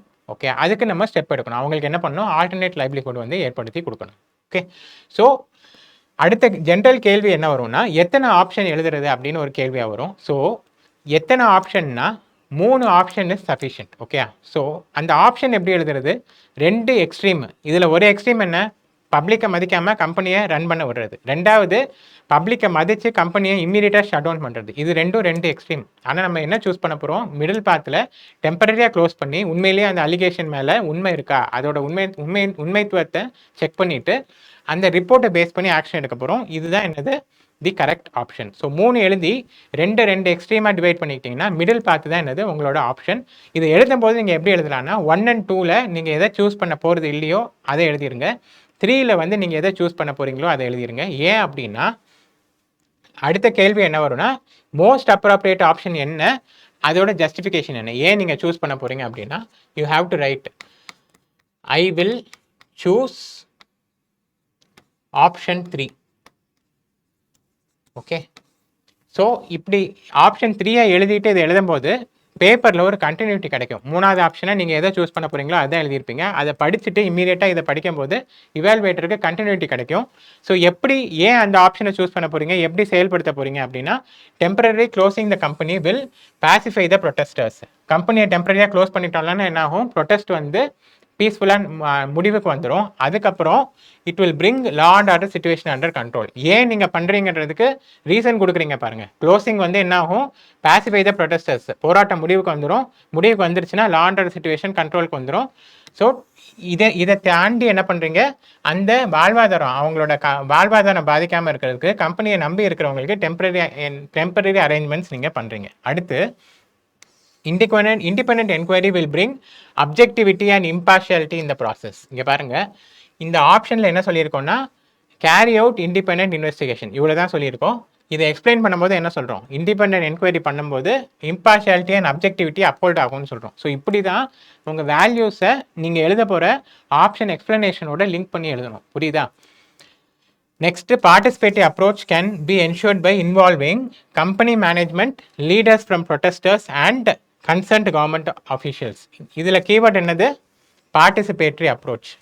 இந்த பார்ட்டிசிபேட்டரி அப்ரோச்சை எப்படி கொண்டு வரீங்க, அந்த இன்வெஸ்டிகேஷன் ப்ராசஸில் ஃபஸ்ட்டு கம்பெனி மேனேஜ்மெண்ட்லேருந்து ஆளுங்களை எடுக்கிறீங்க, அடுத்து ப்ரொட்டஸ்டர்ஸ்லேருந்தும் லீடர்ஸை கொண்டு வரீங்க, கவர்மெண்ட்லேருந்து அஃபீஷியல்ஸை கொண்டு வரீங்க. ஸோ இந்த 3 பேரும் இன்வால்வ் ஆகிறதுனால அதிலிருந்து வரப்போகிற சொல்யூஷன் வந்து சஸ்டைனபிளாக இருக்கும். ஏன்னா all stack holders R involved. So இந்த பாயிண்ட் எழுதணும்னா உங்களுக்கு என்ன தெரியணும், எத்தனை பேர் ஸ்டேக் ஹோல்டர்ஸ் அப்படின்னு தெரியணும். சரியா? ஸோ அதனால தான் ஸ்டேக் ஹோல்டர் ஐடென்டிஃபிகேஷன் இம்பார்ட்டன்ட். அடுத்து இதில் கீவேர்ட் என்னன்னா பார்ட்டிசிபேட்டரி அப்ரோச். இதுக்கு முன்னாடி கீவேர்ட் என்ன, இம்பார்ஷியாலிட்டி, அப்ஜெக்டிவிட்டி. அடுத்து பாருங்கள், based on the enquiry report justice can be ensured by balancing livelihood of employees and environmental concerns. So இங்கே என்ன பேசுகிறீங்க, ஜஸ்டிஸ், நீதி நிலைநாட்டப்படும். ஓகே, எப்படி அந்த என்கொயரி ரிப்போர்ட் மூலமாக அப்ஜெக்டிவ் டிசிஷன் நீங்கள் எடுக்க போகிறீங்க. அப்ஜெக்டிவ் டிசிஷன் எடுக்கிறதுனால வாழ்வாதாரமும் பாதிக்கப்படாது, அதே சமயம் மக்களோட லைஃப்பும் பாதிக்கப்படாது, என்விரான்மெண்ட்டும் பொல்யூஷன்லேருந்து ரிவர்ஸ் ஆகி environment will also be protected. Okay, இப்போது இந்த 4வது பாயிண்ட்டுக்கு நீங்கள் என்ன ஃபிலாசபி யூஸ் பண்ணலாம் அப்படின்னா, இந்த ஜஸ்டிஸ்ன்றதை you can link with Thomas Hobbes. Okay, Thomas Hobbes என்ன சொல்லியிருப்பாங்கன்னா, சோஷியல் கான்ட்ராக்ட் தியரியில் மக்களுக்கு வந்து கவர்மெண்ட் மேலே நம்பிக்கை இருக்கணும் அப்படின்னா the government should deliver justice. Okay, based on the social contract theory of Thomas Hobbes. The social கேபிட்டல்னா என்ன, public trust will increase when the government functions ethically and transparently அப்படின்னு சொல்லிட்டு இந்த பாயிண்ட்டை சொன்னீங்க அப்படின்னா என்கொயரி வந்து டிரான்ஸ்பரண்ட்டாக நடக்குது, அது மூலமாக மக்களோட நம்பிக்கை கவர்மெண்ட் மேலே இன்க்ரீஸ் ஆகுது. ஃபிலாசபி எதை யூஸ் பண்ணுறீங்க, சோஷியல் கான்ட்ராக்ட். இந்த வேர்டை ஞாபகம் வச்சுக்கோங்க, social contract. Next suggestions to government. இப்போ வந்து என்ன ஆப்ஷன் சூஸ் பண்ணுவீங்க, ஏன் சூஸ் பண்ணுவீங்கன்றது முடிஞ்சிருச்சு. அடுத்து நீங்கள் என்ன சொல்கிறீங்க, கவர்மெண்ட்டுக்கு சஜஷன்ஸ் கொடுக்க போகிறீங்க. அந்த சஜஷன்ஸ் என்னன்னு பார்த்தா, ஃபர்ஸ்ட் என்ன சஜஷனு, இந்த மாதிரி டெவலப்மெண்ட் என்விரான்மெண்ட் கான்ஃப்ளிக்ட் வராமல் இருக்கிறதுக்கு என்ன பண்ணணும்னா participatory decision making when the mining companies are established. இப்போது எஸ்டாப்ளிஷ் ஆனதுக்கப்புறம் அவங்க பொல்யூட் பண்ணுறாங்கன்ட்டு இருக்கிறத விட அந்த கம்பெனி அந்த இடத்துல எஸ்டாப்ளிஷ் பண்ணும்போதே எல்லா ஸ்டேக் ஹோல்டர்ஸையும் பார்ட்டிசிபேட்டரி டிசிஷன் மேக்கிங்கில் இன்வால்வ் பண்ணிங்கன்னா அந்த கம்பெனி இனிஷியலாகவே வந்து என்னாகும், என்விரான்மெண்ட் ஃப்ரெண்ட்லியாக செயல்படும், மக்களுக்கு இந்த பிரச்சனை வராது. ரெண்டாவது, அது எப்படி நடக்கணும், through mandatory EAA and SIA. முதல்ல இந்த டிசிஷன் மேக்கிங் முன்னாடி இந்த கம்பெனினால் வர இஏஏனா என்ன, என்விரான்மெண்ட் இம்பேக்ட் அசஸ்மெண்ட், எஸ்ஐஏனா என்ன, சோஷியல் இம்பேக்ட் அசஸ்மெண்ட். இந்த 2 விஷயமும் நடக்கிறதுனால அந்த கம்பெனிக்கு சொசைட்டிலையும் இல்லை என்விரான்மெண்ட்லையும் என்னென்ன பாதிப்பு ஏற்படுத்தும் அப்படின்ட்டு நம்ம கண்டுபிடிச்சிடலாம். பேஸ்ட் ஆன் தி ரிப்போர்ட் இந்த டிசிஷன் மேக்கிங் ப்ராசஸ் நடக்கணும். ஓகே, அண்ட் தேர்ட் ஒன், சரி கம்பெனி எஸ்டாப்ளிஷ் பண்ணியாச்சு, என்விரான்மெண்ட் ஃப்ரெண்ட்லியை எப்படி மாற்றுறதுன்னா இங்கே தான் நம்மளோட சயின்ஸ் அண்ட் டெக்னாலஜி யூஸ் பண்ணுறோம். என்னது, you are bringing catalytic converters and ZLD. இசட்எல்டினா என்ன, ஜீரோ லிக்விட் டிஸ்சார்ஜ். இது நீங்கள் எங்கே பார்த்துருப்பீங்கன்னா திருப்பூரில் இருக்கிற டையிங் ஃபேக்ட்ரிஸில் இந்த டெக்னாலஜி யூஸ் பண்ணுறாங்க. அந்த டைஸ் வந்து அந்த ரிவர்ஸை பொல்யூட் பண்ணக்கூடிய கெமிக்கல்ஸ் அதில் இருக்குது. அதனால அந்த கெமிக்கல் வாட்டரை வெளியில் விடுறதுக்கு முன்னாடி கம்ப்ளீட்டாக அதில் இருக்கிற டாக்ஸின்ஸை இவங்க ஃபில்டர் அவுட் பண்ணி எடுத்துருவாங்க. வெளியில் விடுற வாட்டர் வந்து பியூர் வாட்டராக தான் இருக்கும். அதுதான் என்னது ஜீரோ லிக்விட் டிஸ்சார்ஜ். வெளியில் எந்த ஒரு லிக்விட் எஃப்ளூயன்ட்டுமே வெளியில் விடாமல் தடுத்துருவாங்க. சரியா? That is what is zero liquid discharge. So இது பேப்பர் என்னமோ எத்திக்ஸ் பேப்பர் தான். ஆனால் நீங்கள் எந்த நாலேஜ் யூஸ் பண்ணுறீங்க? சயின்ஸ் அண்ட் டெக்னாலஜியில் நீங்கள் படித்ததை இங்கே யூஸ் பண்ணுறீங்க. ஓகே, அடுத்து following waste management guidelines issued by government. So இங்கே என்ன ஆகுது? எஃப்ளூயன்ஸை வந்து ரிவரில் கொட்டுறாங்க, அதே மாதிரி மண்ணில் கொட்டுறதுனால அது கிரவுண்ட் வாட்டரை அஃபெக்ட் பண்ணுது. அப்போது இந்த என்ன நடக்குதுன்னா வேஸ்ட் டிஸ்போசல் நடக்குது. இந்த வேஸ்ட் டிஸ்போசல் வந்து கவர்மெண்ட் கைட்லைன்ஸ் படி நடந்தது அப்படின்னா ஆட்டோமேட்டிக்காக என்ன ஆகும்? இந்த என்விரான்மெண்ட் பொல்யூஷன் பிரச்சனை வராது. சரியா? ஸோ என்ன ஃபாலோ பண்ணும்? இங்கே உங்களோட கவர்னன்ஸ் நாலேஜை யூஸ் பண்ணுறீங்க. வேஸ்ட் மேனேஜ்மெண்ட் கைட்லைன்ஸ்ன்றது GS2ல் நீங்கள் படிப்பீங்க. ஸோ அந்த கவர்னன்ஸ் நாலேஜ் யூஸ் பண்ணி இந்த கேஸ் ஸ்டடியை எக்ஸ்பிளைன் பண்ணுறதுக்கு நீங்கள் சப்ஸ்டான்ஷியேட் பண்ணுறீங்க. சப்ஸ்டான்ஷியேட் பண்ணுறீங்கன்னா உங்கள் பாயிண்ட்டை வலுப்படுத்துறீங்க, அதுக்கு நீங்கள் சப்போர்ட் கொடுக்குறீங்கன்னு அர்த்தம். ஓகே, அடுத்து என்ன பண்ணணும்? Routine and surprise inspections. So establish பண்ணதுக்கப்புறம் சர்ப்ரைஸ் இன்ஸ்பெக்ஷன்ஸ் நடத்தணும், ரொட்டீன் இன்ஸ்பெக்ஷன் நடத்தணும். ரொட்டீன்னா மேபி மாதம் இல்லைனா 2 மாதத்துக்கு ஒரு தடவை ஒரு டேட் ஃபிக்ஸ் பண்ணி இன்ஸ்பெக்ஷன் நடக்கிறது ரொட்டீன். ஆனால் இன்ஸ்பெக்ஷன் நடக்குதுன்னு தெரிஞ்சால் மேபி அந்த டைமில் அவங்க சரி பண்ணிடலாம்ல. அதனால நீங்கள் என்ன பண்ணுறீங்க? சர்ப்ரைஸ் இன்ஸ்பெக்ஷன் நடத்துறீங்க. எதுக்குன்னா to ensure that SOPs are followed. SOPனா என்னென்னா ஸ்டாண்டர்ட் ஆப்ரேட்டிங் ப்ரொசீஜர். இந்த வார்த்தையை நம்ம ஏன் யூஸ் பண்ணுறோன்னா அந்த இன்ஸ்பெக்ஷன் எப்படி நடக்கணும், ஸ்டெப் பை ஸ்டெப்பாக எப்படி நடக்கணும்னு நம்மளுக்கு இப்போ தெரியாது. ஏன்னா நம்ம இப்போ படிச்சுட்டு தானே இருக்கோம். அப்படி இருக்கும்போது என்ன நடக்கணுமோ அந்த ப்ரொசீஜரை எதாவது ஒரு இடத்துல எழுதி வச்சிருப்பாங்க, ரெக்கார்ட் பண்ணி வச்சிருப்பாங்க. அந்த ப்ரொசீஜர் படி நடக்கணும் அப்படின்னு சொல்கிறது தான் நம்ம என்ன சொல்கிறோம்? ஸ்டாண்டர்ட் ஆப்ரேட்டிங் ப்ரொசீஜர் படி நடக்கணும் அப்படின்னு சொல்கிறோம். So this is a keyword which you should use in your case studies. அடுத்து ensuring autonomy in functioning of pollution control agencies. இப்போ சென்ட்ரல் பொல்யூஷன் கண்ட்ரோல் போர்டு இருக்குது, ஸ்டேட் பொல்யூஷன் கண்ட்ரோல் போர்டு இருக்குன்னா politicise பண்ணிச்சுன்னா என்ன ஆகும்? அந்த கம்பெனி வந்து ஏதாவது ஒரு கவர்மெண்ட் ஆஃபீஸருக்கோ இல்லை ஏதாவது ஒரு மினிஸ்டருக்கோ ரிலேட்டட் கம்பெனியாக இருந்தால் அந்த கம்பெனி என்னதான் பொல்யூட் பண்ணாலும் நம்ம ஆக்ஷன் எடுக்க மாட்டோம். அப்படி இல்லாமல் அந்த இடத்துல என்ன இருக்கணும்? அட்டானமி இருக்கணும். Okay, this is also value, civil service வேல்யூவில் ஒன்று. ரெண்டாவது using violence as the last resort. So இது வரைக்கும் சொன்னது டெவலப்மெண்ட், என்விரான்மெண்ட், அந்த கான்ஃப்ளிக்டை எப்படி அவாய்ட் பண்ணணும்னு சொன்னோம். கடைசியில் என்ன சொல்கிறோம்? அந்த ப்ரொட்டஸ்ட்டை எப்படி ஹேண்டில் பண்ணணும் அப்படின்னு சொல்கிறோம். Using violence as the last resort in handling people protest. So போராடுறவங்க வந்து மக்கள் தானே, அவங்க வந்து நக்சல்ஸோ இல்லை தீவிரவாதிகளோ கிடையாது. அப்படி இருக்கும்போது நம்ம மக்கள் மேலே வயலன்ஸை வந்து லாஸ்ட் ரிசார்ட்டாக தான் யூஸ் பண்ணணும். அடுத்து government, corporate and public have collective responsibility. Okay, இது வந்து கவர்மெண்ட் செஞ்ச தப்பு தான் இல்லை அந்த கம்பெனி செஞ்ச தப்பு தான்ட்டு நம்ம தனியாக பிரித்து பேச முடியாது. இதில் யாருக்கெல்லாம் ரெஸ்பான்சிபிலிட்டி இருக்குது? கவர்மெண்ட்டுக்கும் இருக்குது, அந்த கம்பெனிக்கும் இருக்குது, சிட்டிசன்ஸுக்கும் இருக்குது. ஸோ 3 பேர் சேர்ந்து தான் இதுக்கு சொல்யூஷனை கண்டுபிடிக்கணும். என்ன எது மூலமாக? By following principles of environmental trusteeship and upholding environmental ethics. Environmental எத்திக்ஸ்னால் ஒன்றும் இல்லை, இந்த எத்திக்கல் பிரின்சிபல்ஸை என்விரான்மெண்ட் செக்டரில் அப்ளை பண்ணிங்கன்னா அதுதான் என்விரான்மெண்டல் எத்திக்ஸ். ஓகே, அதோட ஒரு டைப் தான் என்னது? Environmental trusteeship. ஸோ இதை மட்டும் நான் ப்ரீஃபாக எக்ஸ்பிளைன் பண்ணிடுறேன். ட்ரஸ்டிஷிப் தியரின்றது காந்திஜி கொடுத்த தியரி. இந்த தியரி என்ன சொல்லுதுன்னா, நீங்கள் வந்து என்விரான்மெண்ட்டை ப்ரொடெக்ட் பண்ணக்கூடிய ஒரு பொசிஷனில் இருக்கீங்க. So you are acting as trustees of the environment. ஏற்கனவே இந்த ட்ரஸ்டிஷிப் தியரி நம்ம பார்த்துருக்கோம்.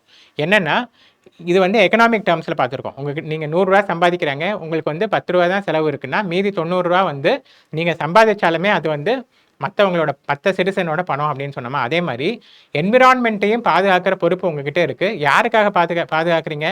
இனி வரப்போகிற ஜெனரேஷன்ஸ்க்காக பாதுகாக்கிறீங்க. அதே மாதிரி மற்ற பிளான்ஸ் அண்ட் அனிமல்ஸும் அந்த என்விரான்மெண்ட்டில் வாழணுன்றதுக்காக நீங்கள் பாதுகாக்கிறீங்க. So you are acting as trustees of the environment. That philosophy is known as what? Environmental trusteeship. இதோட ரிலேட்டடான ஒரு ஃபிலாசபி ஆர் ஒரு பிரின்சிபல் இருக்குது. அதுக்கு பேர் என்னென்னா biocentrism or ecocentrism. Okay, இதை முடிக்கும் போது எப்படி முடிக்கிறோம்? யூ ஆர் பிரிங்கிங் இன் காந்தியோட 7 சின்ஸில் ஒரு சின் இது.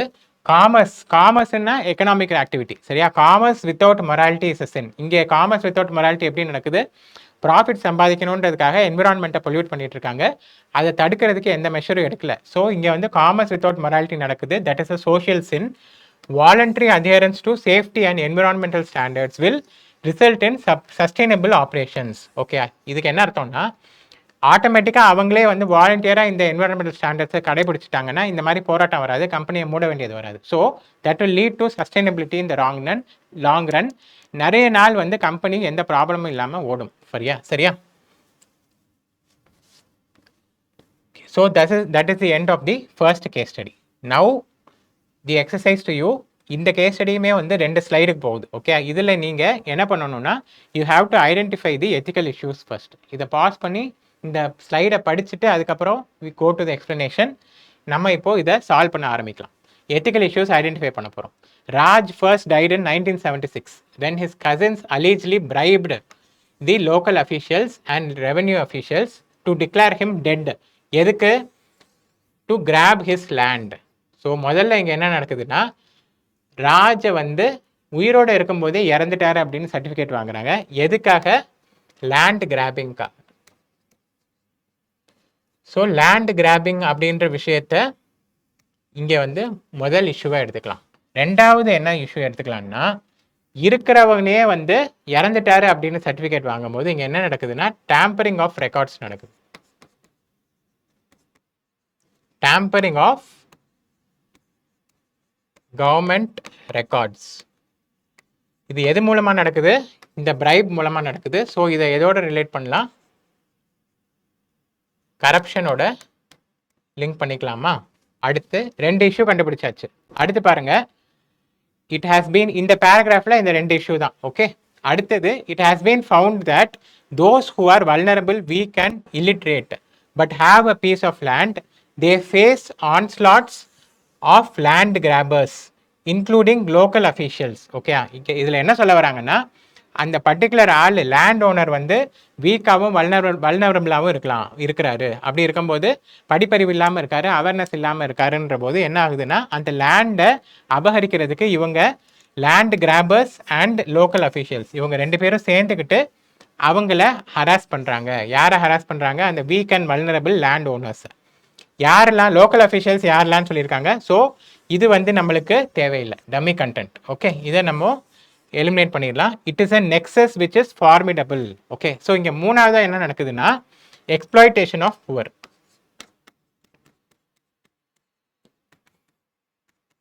Exploitation of poor.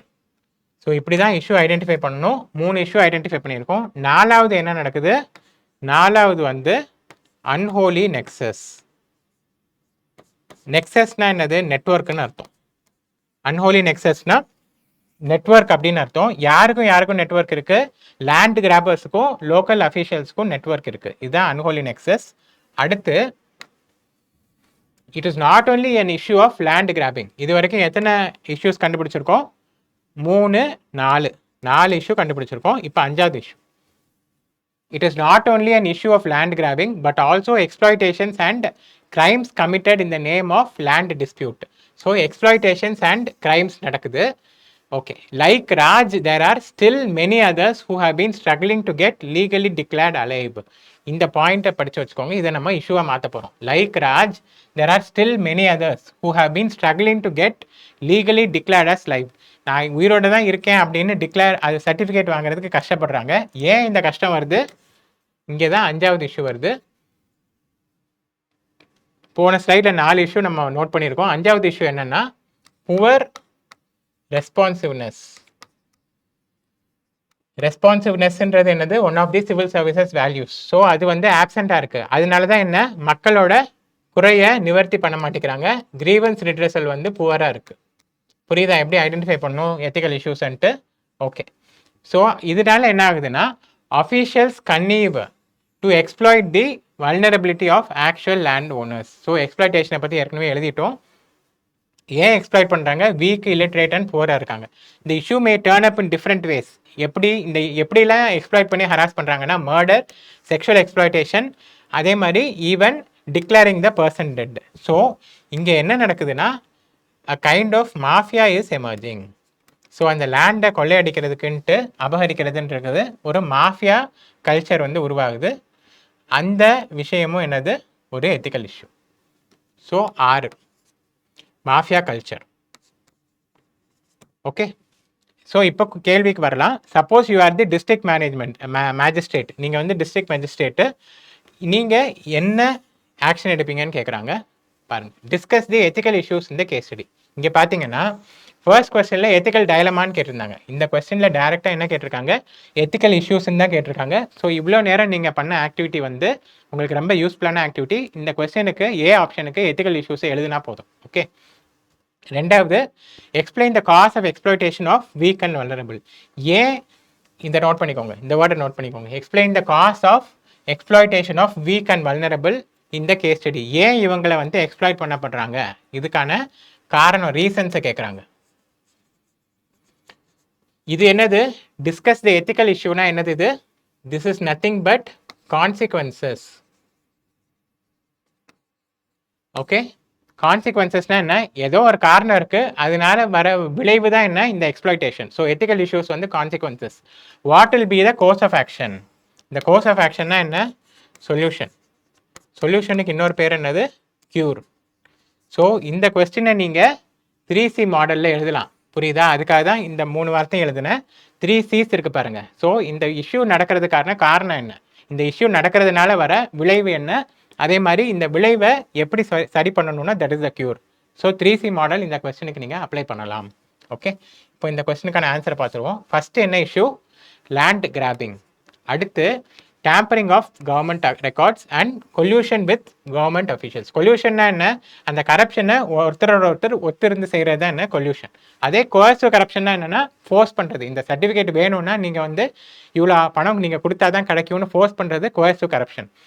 அந்த 2 bribe taker and bribe giver வந்து சேர்ந்து ஒத்துக்கிட்டு கரப்ஷன் பண்ணுறது collusive corruption. Okay, next exploitation of vulnerable sections. அடுத்து poor responsiveness from government side. இது எல்லாமே நம்ம ஐடென்டிஃபை பண்ணது தான். அடுத்து இஷ்யூஸ் வித் டிஜிட்டல் கவர்னன்ஸ், இதை மட்டும் நம்ம விட்டுட்டோம், என்னன்னு பார்த்துருவோம். இங்கே பார்த்தீங்க அப்படின்னா,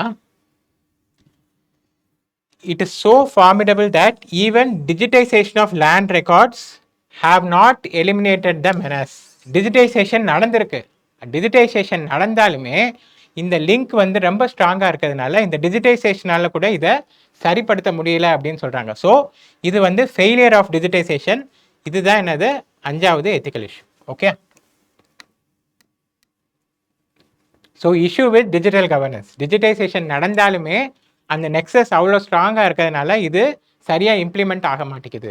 next unholy nexus among local officials and land mafia. அதுக்கப்புறம் harassment of land owners and their families. So இதுதான் என்னது எத்திக்கல் இஷ்யூ. நம்ம இந்த 6ஐயும் பார்த்துட்டோம். இந்த ஒரு எத்திக்கல் இஷ்யூவை மட்டும் நம்ம விட்டுட்டோம், அதையும் நம்ம ஆட் பண்ணிக்கலாம். மொத்தம் 7 எத்திக்கல் இஷ்யூ இருக்குது இதில். ஃபர்ஸ்ட் கொஸ்டினே என்னது, ஐடென்டிஃபை த எத்திக்கல் இஷ்யூஸ் தான். ஸோ இதை எடுத்து எழுதிட்டு இந்த மாதிரி ஷார்ட் நோட்ஸாக எழுதாமல் என்ன பண்ணணும்னா, ஒன் லைன் அந்த கேஸ் ஸ்டடியிலேருந்து கண்டென்ட் எழுதிடணும். ஜஸ்ட் 1 லைன், நிறைய எழுத வேணாம். ஒரே ஒரு லைன் வந்து எப்படி அந்த லேண்ட் கிராபிங் நடக்குது, எப்படி டேம்பரிங் ஆஃப் கவர்மெண்ட் ரெக்கார்ட்ஸ் நடக்குது, எப்படி நடக்குது, உயிரோடு இருக்கிறவங்கள டெட் அப்படின்னு சொல்கிறாங்க. அதே மாதிரி எப்படி எக்ஸ்ப்ளாய்டேஷன் நடக்குது, அந்த வல்னரபிள் செக்ஷன்ஸ் வந்து அவங்ககிட்டருந்து லேண்டு அபகரிக்கப்படுது.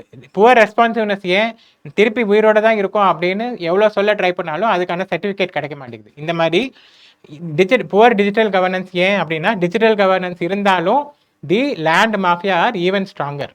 ஸோ இந்த மாதிரி ஒவ்வொரு இஷ்யூக்கும் ஒரு லைன் எக்ஸ்பிளனேஷன் எடுத்து எழுதுங்க. இன்ட்ரடக்ஷன் பாருங்க. இந்த case study highlights the bureaucratic apathy, very strong keyword. So இன்ட்ரடக்ஷனோட ஸ்ட்ரக்சர் என்னன்னா, அந்த என்டையர் கேஸ் ஸ்டடியை நீங்கள் ஒரு 1 or 2 லைன்ஸில் எழுத போகிறீங்க. So the case study highlights bureaucratic apathy of local officials to citizens.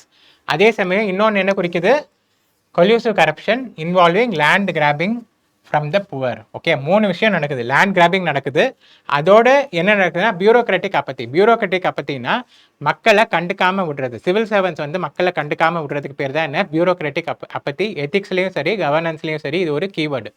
3வது இஷ்யூ என்ன, கொல்யூசிவ் கரப்ஷன். மாஃபியாவும் அஃபீஷியல்ஸும் சேர்ந்து கரப்ஷன் பண்ணி என்ன பண்ணுறாங்க, லேண்ட் கிராபிங்கில் இன்வால்வ் ஆகிறாங்க. ஸோ அந்த என்டையர் கேஸ் ஸ்டடியை ஒரு 1.5 லைனில் நம்ம சம்மரைஸ் பண்ணி எழுதிட்டோம் பாருங்கள். இந்த திறமையை, இந்த ஸ்கில்லை நீங்கள் வளர்த்துக்கணும். Okay, next ethical issues. அவங்க கேட்ட எத்திக்கல் இஷ்யூஸ் இது ஒன்றும் இல்லை, நம்ம ஏற்கனவே எழுதுனது தான் இங்கே திருப்பி இந்த ஸ்லைடில் காட்டியிருக்கேன். So 7 ethical issues are there, major ethical issues. So இதை 1 லைன் இலாபரேஷனோட நீங்கள் எழுதணும். 2வது கொஸ்டின் என்னன்னா, காசஸ். இது என்னது, கான்சிக்வன்சஸ்.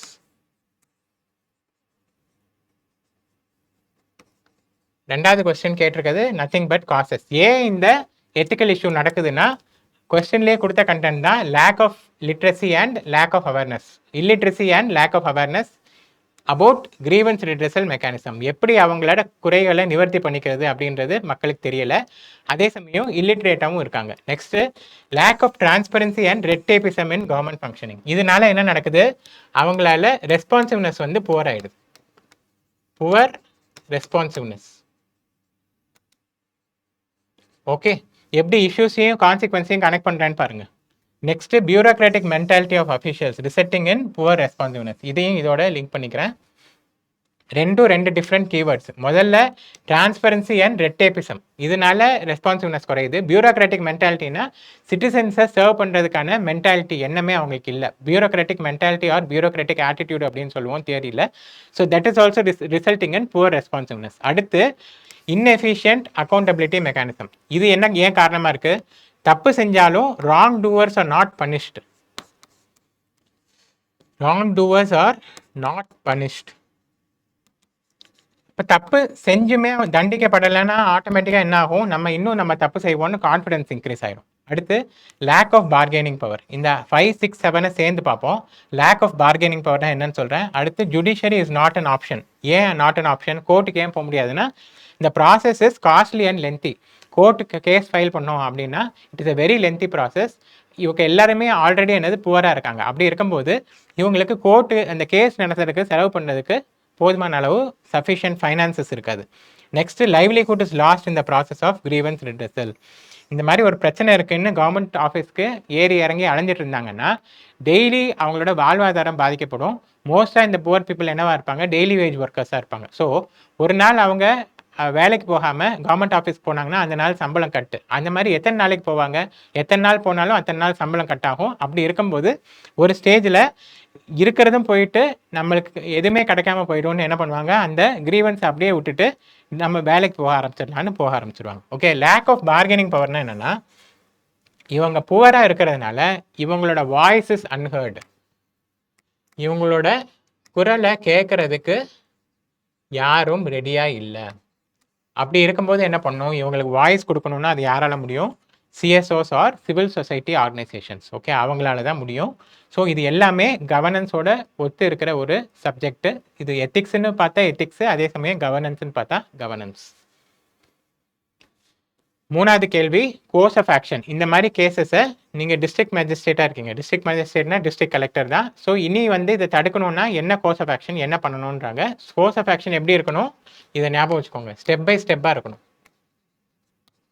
ஸ்டெப் பை ஸ்டெப்னா என்ன, ஆரம்பத்தில் நான் இதை பண்ணுவேன், அதுக்கப்புறம் இதை பண்ணுவேன், அதுக்கப்புறம் இதை பண்ணுவேன்னு ஸ்டெப் பை ஸ்டெப்பாக குரோனாலாஜிக்கல் ஆர்டரில் இருக்கணும். முதல்ல இதை பண்ணுவேன், ரெண்டாவது இதை பண்ணுவேன், மூணாவது இதை பண்ணுவேன்ட்டு. அடுத்து இன்னும் நல்லா நோட் பண்ணிக்கோங்க, கோர்ஸ் ஆஃப் ஆக்ஷன் நீங்கள் பாயிண்ட் வைஸ் மேனரில் தான் எழுதணும். சரியா, பாயிண்ட் வைஸ் மேனர்னா ஒரு லைனில் இருக்கிறது தான் பாயிண்ட் இல்லை. அந்த பாயிண்ட் 2 லைன் 3 லைன் கூட போகலாம். ஆனால் 1, 2, 3 இல்லைனா ஏபிசின்னு பாயிண்ட் போட்டு எழுதுங்க. மோஸ்ட்டாக 1, 2, 3ன்ற நம்பரிங் போட்டுக்கோங்க. பாயிண்ட் ஃபார்மேட்டில் எழுதுங்க. So first course of action, first step என்ன, ஆர்கனைஸ் பப்ளிக் ஹியரிங்ஸ். பப்ளிக் ஹியரிங்ஸ்னா grievance redressal day. Observe 1 day in a week as grievance redressal day. Example Monday petition. இந்த வார்த்தையை நீங்கள் கேள்விப்பட்டிருப்பீங்க. டிஸ்ட்ரிக்டில் கலெக்டர் ஆஃபீஸில் மண்டே சிட்டிசன்ஸ் குறை தீர்ப்பு நாள் நடக்கும். ஓகே, இதுதான் என்னது மண்டே பெட்டிஷன் சொல்லுவாங்க. கலெக்டர்கிட்ட டேரெக்டாக போய் மனு கொடுப்பாங்க. ஸோ அந்த மாதிரி நம்ம ஆர்கனைஸ் பண்ணணும் அப்படின்னு சொல்கிறோம். அதுக்கு பேர் தான் என்ன, பப்ளிக் ஹியரிங்ஸ். ரெண்டாவது, call for weekly and monthly reports. So practical solution தான் கொடுத்துருக்கோம் பாருங்கள். முதல்ல பப்ளிக் கிரீவன்ஸ் ரிட்ரெசல் மீட்டிங் வைக்கணும். ரெண்டாவது, அந்த மீட்டிங்கில் குறைகளை சொல்கிறாங்க அப்படின்னா அந்த குறைகளை எந்த அளவுக்கு நிவர்த்தி பண்ணியிருக்காங்கன்னு தெரிஞ்சுக்கிறதுக்கு வாரமும் மாதமும் ரிப்போர்ட் வாங்கணும். ரிப்போர்ட் வாங்கி பெண்டிங் பெட்டிஷன்ஸ் இருந்தால் அதை ஃபாஸ்ட் ட்ராக் பண்ணணும். ஓகே, இப்படி தான் நீங்கள் உங்களோட கோர்ஸ் ஆஃப் ஆக்ஷன் எழுதணும். எக்ஸாக்டாக இப்படி தான் எழுதணும். அடுத்து, Aadhaar seeding of death registration. ஏன் இதை ஆதாரோட இணைக்கிறோன்னா அப்போ இந்த மாதிரி இறந்தவங்கன்ட்டு டிக்ளேர் பண்ணுறது குறையிறதுக்கு வாய்ப்பு இருக்குது. So Aadhaar seeding of death registration brings what, transparency. Okay, transparency. அடுத்து, records are digitised and mapped under Svamitva scheme. Svamitva ஸ்கீமோட ஃபுல் ஃபார்ம் என்னது, survey of villages and mapping with improvised technology. Technology use பண்ணி மேப் பண்ணி ரெக்கார்ட்ஸை டிஜிட்டைஸ் பண்ணுறீங்க. ஆனால் இங்கே என்ன பிரச்சனை, இவ்வளோ தூரம் டிஜிட்டைஸ் பண்ணாலும் அதையும் தாண்டி கரப்ஷன் நடக்குது அப்படின்னு சொல்கிறாங்க. அதுக்கு தான் அடுத்த பாயிண்ட். ஃபஸ்ட்டு நீங்கள் என்ன சொல்கிறீங்க, நான் டிஜிட்டைஸ் பண்ணுவேன் அப்படின்னு சொல்கிறீங்க. சொல்லிவிட்டு அது சரியாக இல்லைனாலும் நீங்கள் எப்படி ரெக்டிஃபை பண்ண போகிறீங்க, verification of land records through village wise field visit, ஃபீல்டில் போய் நேராக வெரிஃபை பண்ண போகிறீங்க. அப்போது இந்த டிஜிட்டைசேஷன் சரியாக நடக்கலைனாலும் இந்த இடத்துல அதை ரெக்டிஃபை பண்ணிக்கலாம். Next, find the cause for irregularities. இந்த ஃபீல்டு வைஸ் விசிட்ஸில் எதனால அந்த மாதிரி லேண்ட்ஸ் தப்பாக மாற்றப்படுது அப்படின்னு நீங்கள் தெரிஞ்சுக்கிட்டீங்கன்னா அப்புறம் என்ன பண்ணுவீங்க, பனிஷ் தி அஃபிஷியல்ஸ் இன்வால்வ்டு. அஃபிஷியல் இன்வால்வ்மெண்ட் இருந்ததுன்னா அந்த அஃபிஷியல்ஸை பனிஷ் பண்ணுவீங்க. பனிஷ் பண்ணிவிட்டு send out a strong message against nexus among officials and mafia. இந்த மாதிரி மாஃபியாவோட அஃபிஷியல்ஸ் வந்து தொடர்பில் இருந்தீங்கன்னா ஸ்ட்ரிக்டாக ஆக்ஷன் எடுப்போம் அப்படின்னு you have to send a strong message and register police complaint against such gangs. எப்படி அந்த மெசேஜ் நீங்கள் அனுப்ப போகிறீங்கன்னா you have to file FIR, nothing but filing FIRs. Okay. Provide sensitivity training to local officials. So again, this is a keyword here. Sensitivity training to local officials as a part of Mission Karma Yogi. இது என்னது, இது கவர்னன்ஸில் நீங்கள் படிக்கிற mission. நம்மளும் ஏற்கனவே ஒரு கிளாஸில் பார்த்தோம். கவர்னன்ஸில் மிஷன் கர்மயோகி எதுக்கு, it is also called as national program for civil services capacity building. So அதில் பார்ட் ஆஃப் இது வந்து கவர்மெண்ட் சிவில் சர்வன்ஸோட ட்ரைனிங் ப்ரோக்ராம். அந்த ப்ரோக்ராமில் ஒரு பார்ட்டாக சென்சிட்டிவிட்டி ட்ரைனிங் கொடுக்கணும். சென்சிட்டிவிட்டி ட்ரைனிங் அப்படின்னா என்னென்னா, மக்களோட நீடுக்கும் இல்லை மக்களோட குறைகளை நிவர்த்தி செய்கிறதுக்கும் ஏற்ற மாதிரி கவர்மெண்ட் ஃபங்க்ஷன் பண்ணணும், பப்ளிக் சர்வன்ஸ் ஃபங்க்ஷன் பண்ணணும். ஸோ அந்த எண்ணத்தை கொண்டு வரதுக்காக தான் இந்த ட்ரைனிங். அந்த எண்ணம் தான் என்னது, it is called as democratic mentality or attitude. Democratic mentality or attitude. இந்த sensitivity training மூலமா என்ன வரும் அப்படின்னா democratic mentality or attitude வரும். Okay. Program promote the functioning of CSOs. So எதுக்கு சிவில் சொசைட்டி ஆர்கனைசேஷன்ஸை நம்ம ப்ரமோட் பண்ணுறோம்னா, it acts as a bridge between government and citizens. Also எப்படி பிரிட்ஜை ஆக்ட் பண்ணும், creating awareness and representing the vulnerable sections. So இதுதான் நம்ம என்ன சொல்லுவோம், இந்த கீவேர்ட் ஞாபகம் வச்சுக்கோங்க, voice for voiceless. Okay.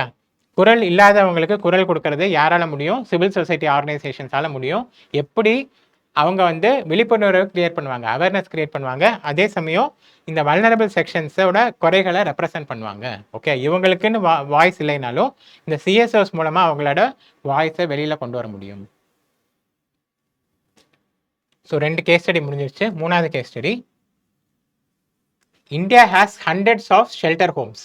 So நம்ம கேஸ் ஸ்டடியோட நோக்கம் என்ன, ஏன் ஒரு 4 கேஸ் ஸ்டடி எடுத்து வந்திருக்கேன். இந்த 4 கேஸ் ஸ்டடியோட நோக்கம் என்ன அப்படின்னு பார்த்தீங்கன்னா, 4 டிஃப்ரெண்ட் ஏரியாஸ். ஓகே. 4 விதமாக சால்வ் பண்ண போகிறோம். இப்போ ஃபர்ஸ்ட் கேஸ் ஸ்டடி எடுத்துக்கிட்டிங்கன்னா 7 ஸ்டெப் மாடல் மூலமாக எத்திக்கல் இஷ்யூஸ் என்னென்னு பார்த்தோம், எத்திக்கல் டைலமா என்னென்னு பார்த்தோம், என்ன ஆப்ஷன்ஸ் இருக்குது, அந்த ஆப்ஷன்ஸோட சாதக பாதகங்கள், மெரிட்ஸ் அண்ட் டிமெரிட்ஸ், அப்புறம் அந்த ஆப்ஷனை எப்படி செயல்படுத்த போகிறோம்னு பார்த்தோம், ஃபிலாசபி வேல்யூஸ்லாம் எப்படி லிங்க் பண்ணணும்னு பார்த்தோம். 2வது கேஸ் ஸ்டடி வந்து 3C மாடல் மூலமாக காசஸ், கான்சிக்வன்சஸ் அண்ட் கியூர்ன்ற அந்த மாடலை இம்ப்ளிமெண்ட் பண்ணுறதுக்கு ட்ரை பண்ணோம். இப்போ இதில் நான் என்ன சொல்ல போகிறேன்னா, எப்படி ஃபிலாசபிஸை இந்த கேஸ் ஸ்டடி எக்ஸ்பிளைன் பண்ணும்போது லிங்க் பண்ணி எழுதணும், ஸ்ட்ரக்சரில் ஃபிலாசபியை எப்படி உள்ளே கொண்டு வந்து எழுதணும் அப்படின்னு சொல்ல போகிறோம். ஃபர்ஸ்ட் ஆஸ் யூஷுவல் இந்த ஸ்லைடை பார்த்துட்டு you have to identify the ethical issues. இதில் ஈஸி தான் ஐடென்டிஃபை பண்ணுறது, நம்ம பார்ப்போம். First one, India has hundreds of shelter homes for poor and vulnerable. So இவங்க வந்து ஷெல்டர் ஹோம்ஸை பற்றி பேசுகிறாங்க, யாருக்கு, புவர் அண்ட் வல்னரபிளுக்கு. However, it is often found that they lack basic facilities and become places of exploitation and human trafficking. So சீரியஸான ஒரு allegation வைக்கிறாங்க. இந்த ஷெல்டர் ஹோம்ஸ் வந்து பேசிக் ஃபெசிலிட்டிஸ் கூட அந்த ஹோம்ஸில் இல்லை, அதே மாதிரி it is becoming place of human trafficking. ஆள் கடத்துறதுல இந்த ஷெல்டர் ஹோம்ஸ் வந்து இன்வால்வ் ஆகிருக்காங்க அப்படின்னு சொல்கிறாங்க. ஓகே. இதுக்குள்ளே போவோம். there is a shelter home run by a government registered NGO. ஒரு NGO வந்து ரன் பண்ணிட்டு இருக்கு. During a surprise inspection. Okay. During a surprise inspection என்ன கண்டுபிடிக்கிறாங்கன்னா, மல்டிபிள் இர்ரெகுலாரிட்டிஸ் இருக்குது. இதுதான் ஃபர்ஸ்ட் இஷ்யூ. மல்டிபிள் இர்ரெகுலாரிட்டிஸ் இருக்குது. என்னெல்லாம் இருக்குது, unhygienic living conditions. So 1A first point என்ன, மல்டிபிள் இர்ரெகுலாரிட்டிஸ். அதில் ஏ பாயிண்ட் வந்து அன்ஹைஜீனிக் லிவிங் கண்டிஷன். 2வது poor nutrition and no medical records. Okay. Poor nutrition and no medical records, இது B. 1B unaccounted funds, ஃபினான்ஸையும் சரியாக maintain பண்ணுறதில்ல, இது 1C. 2 girls also complained informally of being harassed. Okay, இங்கே வந்து sexual harassment நடந்திருக்கு of minors. Okay, so இது வந்து ரெண்டாவது மிக முக்கியமான issue by senior staff members. அதுக்கப்புறம் பாருங்கள், CCTV footage from key areas are missing. CCTV footage வந்து மிஸ் ஆகுது. இது வந்து மூணாவது என்னன்னா tampering of record, tampering of evidence. இது வந்து மூணாவது ethical issue. And RTO activist gets a wind. ஒரு ஆர்டிஓ ஆக்டிவிஸ்ட்டுக்கு தெரிய வருது, அவர் வந்து சோஷியல் மீடியாவில் இதை வந்து வெளியில் கொண்டு வந்துடுறாரு. அதுக்கப்புறம் media begins probing the matter. Social மீடியாவுக்கு வெளியில் வந்ததுனால மீடியா வந்து இன்வெஸ்டிகேட் பண்ண ஸ்டார்ட் பண்ணுறாங்க. அப்போ என்ன ஆகுதுன்னா, நீங்கள் தான் அந்த இடத்துல டிஸ்ட்ரிக்ட் சைல்டு ப்ரொடெக்ஷன் ஆஃபீஸராக இருக்கீங்க. ஓகே, நீங்கள் யார்? District child protection officer. You are and you discuss the issue with your superior. உங்கள் சுப்பீரியர் யார்? District magistrate.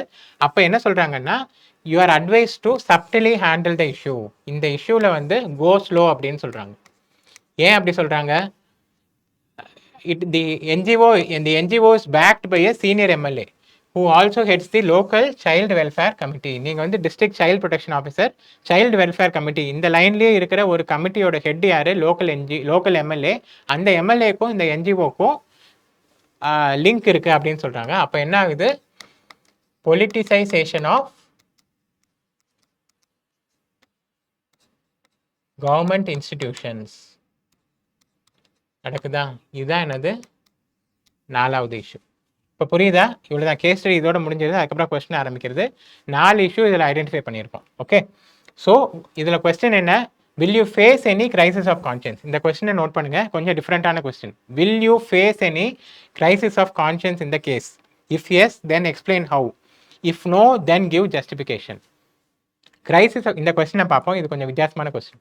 Crisis of conscience face பண்ணுவீங்களா அப்படின்னு கேட்குறாங்க. கிரைசிஸ் ஆஃப் கான்ஷியன்ஸ் எப்போ நடக்கும்? எத்திக்கல் டைலமா சரியாக ரிசால்வ் பண்ணலைன்னா கிரைசிஸ் ஆஃப் கான்ஷியன்ஸ் நடக்கும். ஸோ இந்த இடத்துல எத்திக்கல் டைலமா என்ன? ஆஃபீஸராக நீங்கள் வந்து அந்த கேர்ள்ஸோட ரைட்ஸை அப்ஹோல்ட் பண்ணணும், ரூல் ஆஃப் லாவை அப்ஹோல்ட் பண்ணணும். அதே சமயம் அப்ஹோல்ட் பண்ணிங்கன்னா உங்களோட பர்சனல் இன்ட்ரெஸ்ட் அஃபெக்ட் ஆகும். ஏன்னா லோக்கல் என்ஜிஓ தான், லோக்கல் எம்எல்ஏ தான் அந்த என்ஜிஓவோட ரிலேட்டடாக இருக்கார், சைல்டு வெல்ஃபேர் கமிட்டியோட ஹெட்டாகவும் இருக்கார். அப்படி இருக்கும்போது உங்களோட பர்சனல் இன்ட்ரெஸ்ட் அஃபெக்ட் ஆகும். உங்களை ட்ரான்ஸ்ஃபர் பண்ணலாம், இல்லை உங்களை ஹராஸ் பண்ணலாம், என்ன வேணால் பண்ணலாம். ஸோ 2 டிஃப்ரெண்ட் கான்ஃப்ளிக்ட் இருக்குங்க. ஸோ இங்கே வந்து கிரைசிஸ் ஆஃப் கான்ஷியன்ஸ் இருக்கா இல்லையா, எஸ் ஆர் நோன்னு கேட்கும்போது 2 விதமாக ஆன்சர் எழுதலாம். நம்பர் 1, ஆமாம் நான் ஃபேஸ் பண்ணுவேன், அதை இப்படி ரிசால்வ் பண்ணுவேன் அப்படியும் ஆன்சர் எழுதலாம். இல்லை நான் வந்து கவர்மெண்ட் சர்வெண்ட்டாக, பப்ளிக் சர்வெண்ட்டாக இருக்கிறதுனால ரூல் ஆஃப் லாவை அப்ஹோல்ட் பண்ணுவேன். ஸோ எந்த ஒரு கிரைசிஸ் ஆஃப் கான்ஷியன்ஸை நான் ஃபேஸ் பண்ண மாட்டேன். இதை வந்து நான் இப்படி ஹேண்டில் பண்ணுறது மூலமாக கிரைசிஸ் ஆஃப் கான்ஷியன்ஸ் எனக்கு வராது. I will uphold constitutional morality and rule of law and I will be dedicated to my duty. இப்படியும் எழுதலாம். எஸ்ன்னு எழுதலாம், நோன்னு எழுதலாம். ஆனால் நல்லா நோட் பண்ணிக்கோங்க, எப்படி நீங்கள் எழுதினாலும் நீங்கள் எழுத போகிற எக்ஸ்ப்ளனேஷன் வந்து காமனாக தான் இருக்கும். என்ன காமனாக இருக்கும்? உங்களோட டியூட்டியை அப்ஹோல்ட் பண்ணுவீங்க, அந்த மைனர்ஸோட ரைட்ஸை ப்ரொடெக்ட் பண்ணுவீங்க, அந்த அட்மினிஸ்ட்ரேஷன் வந்து டிரான்ஸ்பரண்ட்டாக எத்திக்கலாக நடக்கிறதுக்கு தேவையான ஸ்டெப்ஸை நீங்கள் எடுப்பீங்க. இது வந்து கிரைசிஸ் ஆஃப் கான்ஷியன்ஸ் இருக்குது எஸ்ன்னு சொல்லியும் எக்ஸ்பிளைன் பண்ணலாம், இல்லை நோன்னு சொல்லியும் பண்ணலாம். அது உங்கள் சாய்ஸ் தான். ஆனால் உங்களோட எக்ஸ்ப்ளனேஷன் ஒரே மாதிரி தான் இருக்கும். அது எப்படின்னு பார்க்க போகிறோம். ஓகே, ரெண்டாவது, what are the options available to you? மூணாவது என்ன கேட்குறான் பாருங்க, இவாலுவேட் தி ஆப்ஷன்ஸ். ஆப்ஷன்ஸ் என்ன? Evaluate the option and choose the most appropriate option giving the reasons. மூணுமே கேட்டாங்க. ஆப்ஷன்ஸ் என்ன, அதோட மெரிட்ஸ் டிமெரிட்ஸ் இவாலுவேட் பண்ணுங்க, எந்த ஆப்ஷனை சூஸ் பண்ணுவீங்க, ஏன் சூஸ் பண்ணுவீங்க. Next question, in your view what are the steps needed to make shelter homes robust in fulfilment of their role. So இந்த ஷெல்டர் ஹோம்ஸை ரோபஸ்ட்னா ஒன்றும் இல்லை, எஃபிஷியன்ட் அண்ட் எஃபெக்டிவ். இந்த 2 கீவேர்டும் நம்ம ஏற்கனவே பார்த்துருக்கோம், எஃபிஷியன்ட், எஃபெக்டிவ். இந்த 2 வார்த்தையும் தான் என்னது? ரோபஸ்ட்டுக்கான அர்த்தம். ஓகே, ஸோ ஷெல்டர் ஹோம்ஸை எஃபிஷியண்ட்டாகவும் எஃபெக்டிவாக நடத்தணும்னா என்ன பண்ணணும், என்ன ஆக்ஷன் எடுக்கணும்னு கேட்குறாங்க. சிம்பிள் கொஸ்டின்ஸ் தான். ஆன்சர் பார்த்துருவோம். ஸோ இங்கே வந்து நம்ம ஏற்கனவே ஐடென்டிஃபை பண்ண எத்திக்கல் இஷ்யூஸை தான் நம்ம டேப்லேட் பண்ணியிருக்கோம். First multiple irregularities. முதல் வந்து unhygienic living condition, poor nutrition and no medical records, unaccounted funds in financial reports, harassment of girls, tampering of evidence, ஏன் சிசிடிவி ரெக்கார்ட் மிஸ் ஆகுது, அண்ட் ஃபைனலி வந்து பொலிட்டிசைசேஷன்னால இந்த இஷ்யூவை அண்டர் பிளே பண்ண சொல்கிறாங்க, ஆக்ஷன் எடுக்காதீங்கன்னு சொல்கிறாங்க. இதோட இன்ட்ரடக்ஷன் பாருங்கள். The case study highlights maladministration. மால் அட்மினிஸ்ட்ரேஷன்னா புவர் கவர்னன்ஸ் அப்படின்னு அர்த்தம். மால் அட்மினிஸ்ட்ரேஷன்னா புவர் கவர்னன்ஸ் அர்த்தம். In certain welfare social welfare departments of the government. இது வந்து சைல்டு ப்ரொடெக்ஷன் டிபார்ட்மெண்ட், அதனால இது வந்து சோஷியல் வெல்ஃபேர் டிபார்ட்மெண்ட் கீழே தான் வரும். And politicisation of management. ரெண்டு விஷயம், ஒன்று புவர் கவர்னன்ஸ், ரெண்டாவது பொலிட்டிசேஷன். இது ரெண்டும் நடக்குதுல்ல, அதுதான் இங்கே எழுதியிருக்கும். ஓகே, ஸோ இந்த கேஸ் ஸ்டடி இன்ட்ரடக்ஷனோட நோக்கம் என்னென்னா, அந்த மொத்த கேஸ் ஸ்டடியும் ஒரு லைன் 2 லைனில் நீங்கள் கன்சைஸ் பண்ணி ப்ரிசைஸாக எழுத போகிறீங்க. நல்லா ஞாபகம் வச்சுக்கோங்க, இதுதான் உங்கள் எக்ஸசைஸாக இருக்கணும். இதில் ஃபர்ஸ்ட் கொஸ்டின் ஏ என்னது, crisis of conscience and how will you overcome it. Crisis of கான்ஷியன்ஸை ஃபேஸ் பண்ணுவீங்களா, எப்படி ஓவர் கம் பண்ணுறீங்கன்னு கேட்குறாங்க. கிரைசிஸ் ஆஃப் கான்ஷியன்ஸ் இதுக்கு முன்னாடி என்ன பார்த்தோம், எதனால வரும், எத்திக்கல் டயலமானால வரும். இங்கே எத்திக்கல் டயலமா என்ன, number 1 performing your duty versus under playing the issue due to political pressure. உங்கள் வேலையை பார்க்குறீங்களா இல்லை பொலிட்டிக்கல் ப்ரெஷர்னால ஆக்ஷன் எடுக்காமல் இருக்க போகிறீங்களா, இது நம்பர் 1. ரெண்டாவது personal interest versus public interest.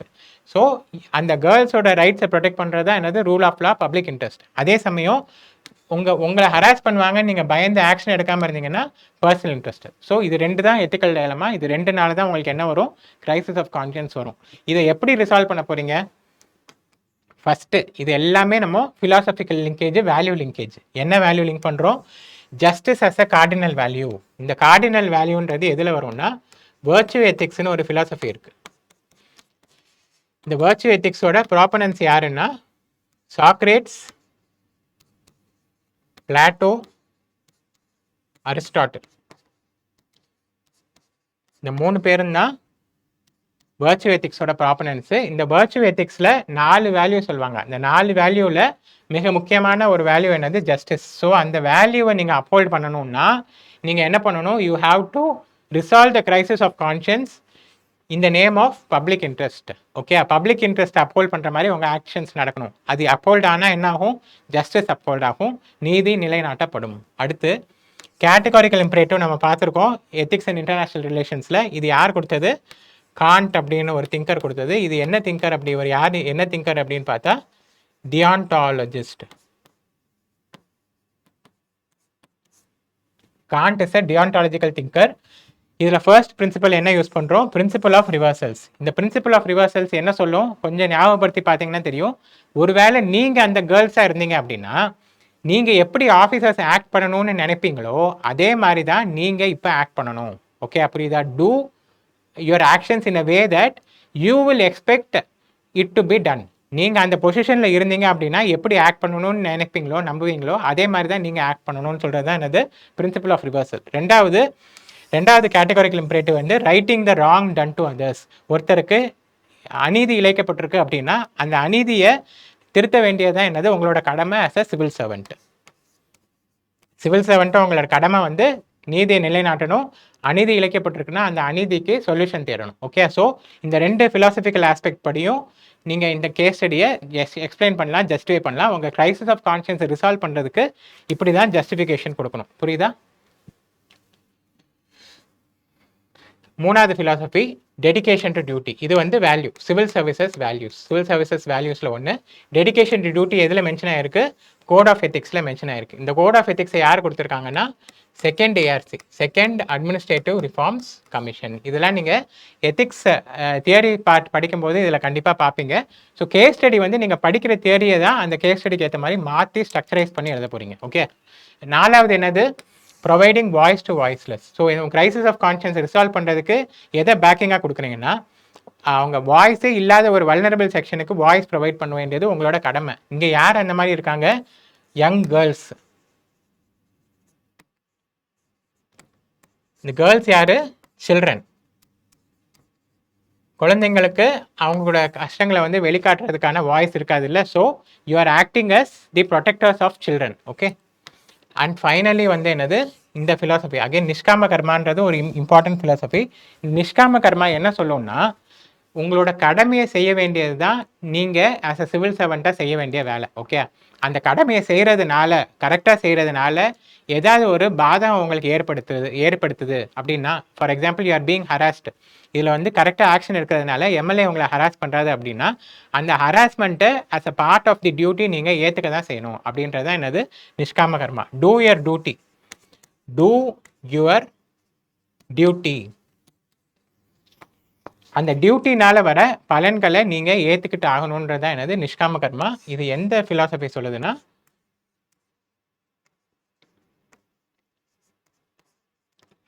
Bhagavad Gita சொல்கிற ஃபிலாசபி. இது நல்லா ஞாபகம் வச்சுக்கோங்க, நிறைய கேஸ் ஸ்டடியில் யூஸ் பண்ண வேண்டியது வரும்.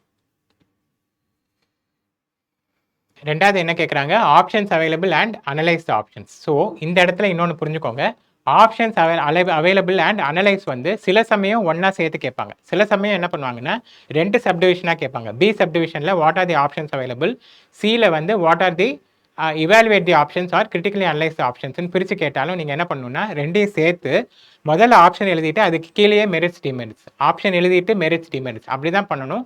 அப்போ தான் உங்களோட ஸ்ட்ரக்சர் இம்ப்ரூவ் ஆகும். இவாலுவேட்டருக்கும் வந்து நம்பர் 1 நீங்கள் 2 தடவை அந்த ஆப்ஷனை எழுத வேண்டிய அவசியம் இல்லை. நம்பர் 2 ஒரு இடத்துல ஆப்ஷன் எழுதிட்டு ரெண்டாவது இடத்துல அந்த நம்பரை மட்டும் போட்டு மெரிட்ஸ் அண்ட் டிமெரிட்ஸ் எழுதுனீங்கன்னா எந்த ஆப்ஷனுக்கு நீங்கள் எழுதுறீங்கன்னு இவாலுவேட்டர் கனெக்ட் ஆகாது. ஸோ முதல்ல ஆப்ஷன் எழுதிட்டு அதுக்கு கீழேயே மெரிட்ஸ் அண்ட் டிமெரிட்ஸ் எழுதுங்க. Okay, so first under playing the issue. உங்கள் பர்சனல் இன்ட்ரெஸ்ட் அப்போல் பண்ணுறதுக்காக பயந்துக்கிட்டு நீங்கள் என்ன பண்ணுறீங்க, ஆக்ஷன் எடுக்காமல் இருக்குவீங்க. அப்போ என்ன பாசிட்டிவ், எம்எல்ஏயை வந்து நீங்கள் பகைச்சிக்க மாட்டீங்க. ரெண்டாவது டிமெரிட் என்னது, சிவில் சர்வெண்ட்டோட டியூட்டி வந்து காம்ப்ரமைஸ் ஆகுது, பப்ளிக் இன்ட்ரெஸ்ட் இஸ் அஃபெக்டட். அதே மாதிரி அகெயின்ஸ்ட் கான்ஸ்டிடியூஷனல் மொராலிட்டி. கான்ஸ்டிடியூஷனல் மொராலிட்டினா என்ன, பிரியாம்பிளில் இருக்கிற பிரின்சிபல்ஸ். சோஷியல் ஜஸ்டிஸ்ன்றது பிரியாம்பிளில் இருக்கிற இம்பார்ட்டன்ட் பிரின்சிபல். நீங்கள் வந்து அண்டர் பிளே பண்ணீங்க அப்படின்னா you're going against social justice. So ஒரு மெரிட்டு 3 டிமெரிட். இந்த ஆப்ஷனை சூஸ் பண்ணுவீங்களான்னா பண்ண மாட்டீங்க. அடுத்து சீக்கிங் ட்ரான்ஸ்ஃபர். இப்போ பாருங்கள், அகைன் ஆப்ஷன் ஐடென்டிஃபை பண்ணுறதுல பாருங்கள், முதல்ல நான் ஆக்ஷன் எடுக்க மாட்டேன்றீங்க, ரெண்டாவது நான் ட்ரான்ஸ்ஃபர் வாங்கிட்டு போயிடுவேன், அப்போது நான் எடுக்க வேண்டிய அவசியமே ஏற்படாது, நான் தப்பிச்சிடுவேன்றீங்க. ஆனால் இதில் ப்ராப்ளம் என்ன, மெரிட்ஸ் வந்து நீங்கள் வந்து அந்த சுச்சுவேஷன்லேருந்து எஸ்கேப் ஆகிடுவீங்க. ஆனால் டிமெரிட்ஸு இது this is an escapism. As an officer நீங்கள் அங்கே நின்று கரேஜியஸாக போராடணும். ஓகே, அது இல்லாமல் அந்த வேலையை செய்யாமல் வேறு இடத்துக்கு மாட்டல் வாங்கிட்டு போனீங்க, ட்ரான்ஸ்ஃபர் வாங்கிட்டு போனீங்கன்னா this is nothing but escapism. And finally lack of moral courage. இந்த எஸ்கேபிசம் எதனால் வருது, தைரியம் இல்லாதனால வருது. உங்களுக்கு மாரல் கரேஜ் இல்லை, நின்று போராடுறதுக்கு, அவங்க ரைட்ஸை நிலைநாட்டுறதுக்கு, அவங்களோட நீதியை நிலைநாட்டுறதுக்கு உங்களுக்கு அங்கே தைரியம் இல்லாமல் போயிடுது. ஸோ இதுலேயும் பாருங்கள், மெரிட்ஸ் 2, டிமெரிட் மெரிட்ஸ் 1 டிமெரிட் 2. இந்த ஆப்ஷன் சூஸ் பண்ணுவீங்களான்னா மாட்டிங்க. மூணாவது conduct and objective enquiry and take appropriate action. Okay, objective enquiry first இந்த வேல்யூ பாருங்கள், அப்ஜெக்டிவ் என்கொயரி. அந்த என்கொயரி மூலமாக நீங்கள் அப்ராப்ரியேட் ஆக்ஷன் எடுக்க போகிறீங்க. இதனால் என்ன ஆகுது, ஜஸ்டிஸ் இஸ் அப்ஹெல்டு, நீதி நிலைநாட்டப்படுது. ஆர்டிஐன்னு ஒரு பேர் அங்கே கொடுத்துருப்பாங்க. So spirit of RTI is upheld. என்ன ஸ்பிரிட்டு, ஆர்டிஐக்கு என்ன ஸ்பிரிட்டு, டிரான்ஸ்பரன்சி. ஸோ இதனால தான் நான் ஆக்ஷன் எடுத்தேன்னு டிரான்ஸ்பரண்ட்டாக நீங்கள் இருக்க போகிறீங்க. Spirit of RTI is upheld. Rights of young girls are upheld. அந்த சின்ன குழந்தைங்களோட ரைட்ஸை வந்து நீங்கள் அப்ஹோல்டு பண்ணுறீங்க. இதில் டிமெரிட்ஸ் என்ன, எம்எல்ஏக்கு அகெயின்ஸ்டாக போகிறீங்க, அதனால உங்களுக்கு ஏதாவது விளைவுகள் வரலாம். ஓகே, இதுக்கு தான் நம்ம என்ன சொல்ல போகிறோம், நிஷ்காம கர்மா. இந்த ஃபிலாசபி மூலமாக நான் எம்எல்ஏக்கு அகெயின்ஸ்டாக போனாலும், எனக்கே எதுவும் நடந்தாலும் நான் என்னோட ரூல் ஆஃப் லா படி தான் செயல்படுவேன், என்னோட டியூட்டி படி தான் செயல்படுவேன் அப்படின்ட்டு இந்த ஃபிலாசபியை கோட் பண்ணி சொல்லணும். Most appropriate option will be option 3. Okay, reason and justification. என்ன எதனால அப்படின்னா, அன்ஹைஜீனிக் கண்டிஷன்ஸ் வந்து against article 21 right to dignified life. இங்கே பாருங்கள், குவாலிட்டி கான்செப்டை யூஸ் பண்ணுறீங்க பாருங்கள். ஸோ அகெயின் நீங்கள் படிக்கிறது எசிக்ஸாக இருந்தாலும் வேரியஸ் சப்ஜெக்ட்ஸ்லேருந்து நீங்கள் டைவர்ஸாக கொண்டு வரணும். சொசைட்டிலேருந்து கொண்டு வரணும், பாலிட்டிலேருந்து கொண்டு வரணும், சயின்ஸ் அண்ட் டெக்லேருந்து கொண்டு வரணும், தப்பே கிடையாது.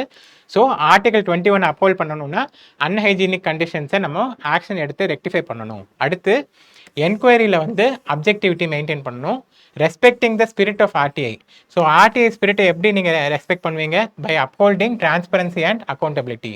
And finally performing duty without fear or favour, recommending action against MLA and others involved. இதுதான் என்னது, மாரல் கரேஜ். எம்எல்ஏக்கு அகெயின்ஸ்டாகவே ஆக்ஷன் எடுக்கிறதா இருந்தாலும் தப்பு செஞ்சார்னா ஆக்ஷன் எடுத்து தான் ஆகணும். That is what is your moral courage. Moral duty to raise the voice for voiceless. இங்கே இந்த கேர்ள்ஸ் தான் வந்து வாய்ஸ்லெஸ் கேட்டகரி. அந்த கேர்ள்ஸுக்கு சப்போர்ட்டிவாக நீங்கள் வாய்ஸ் ரைஸ் பண்ணுறது மூலமாக you are upholding duty as public servant and other civil services values. Okay.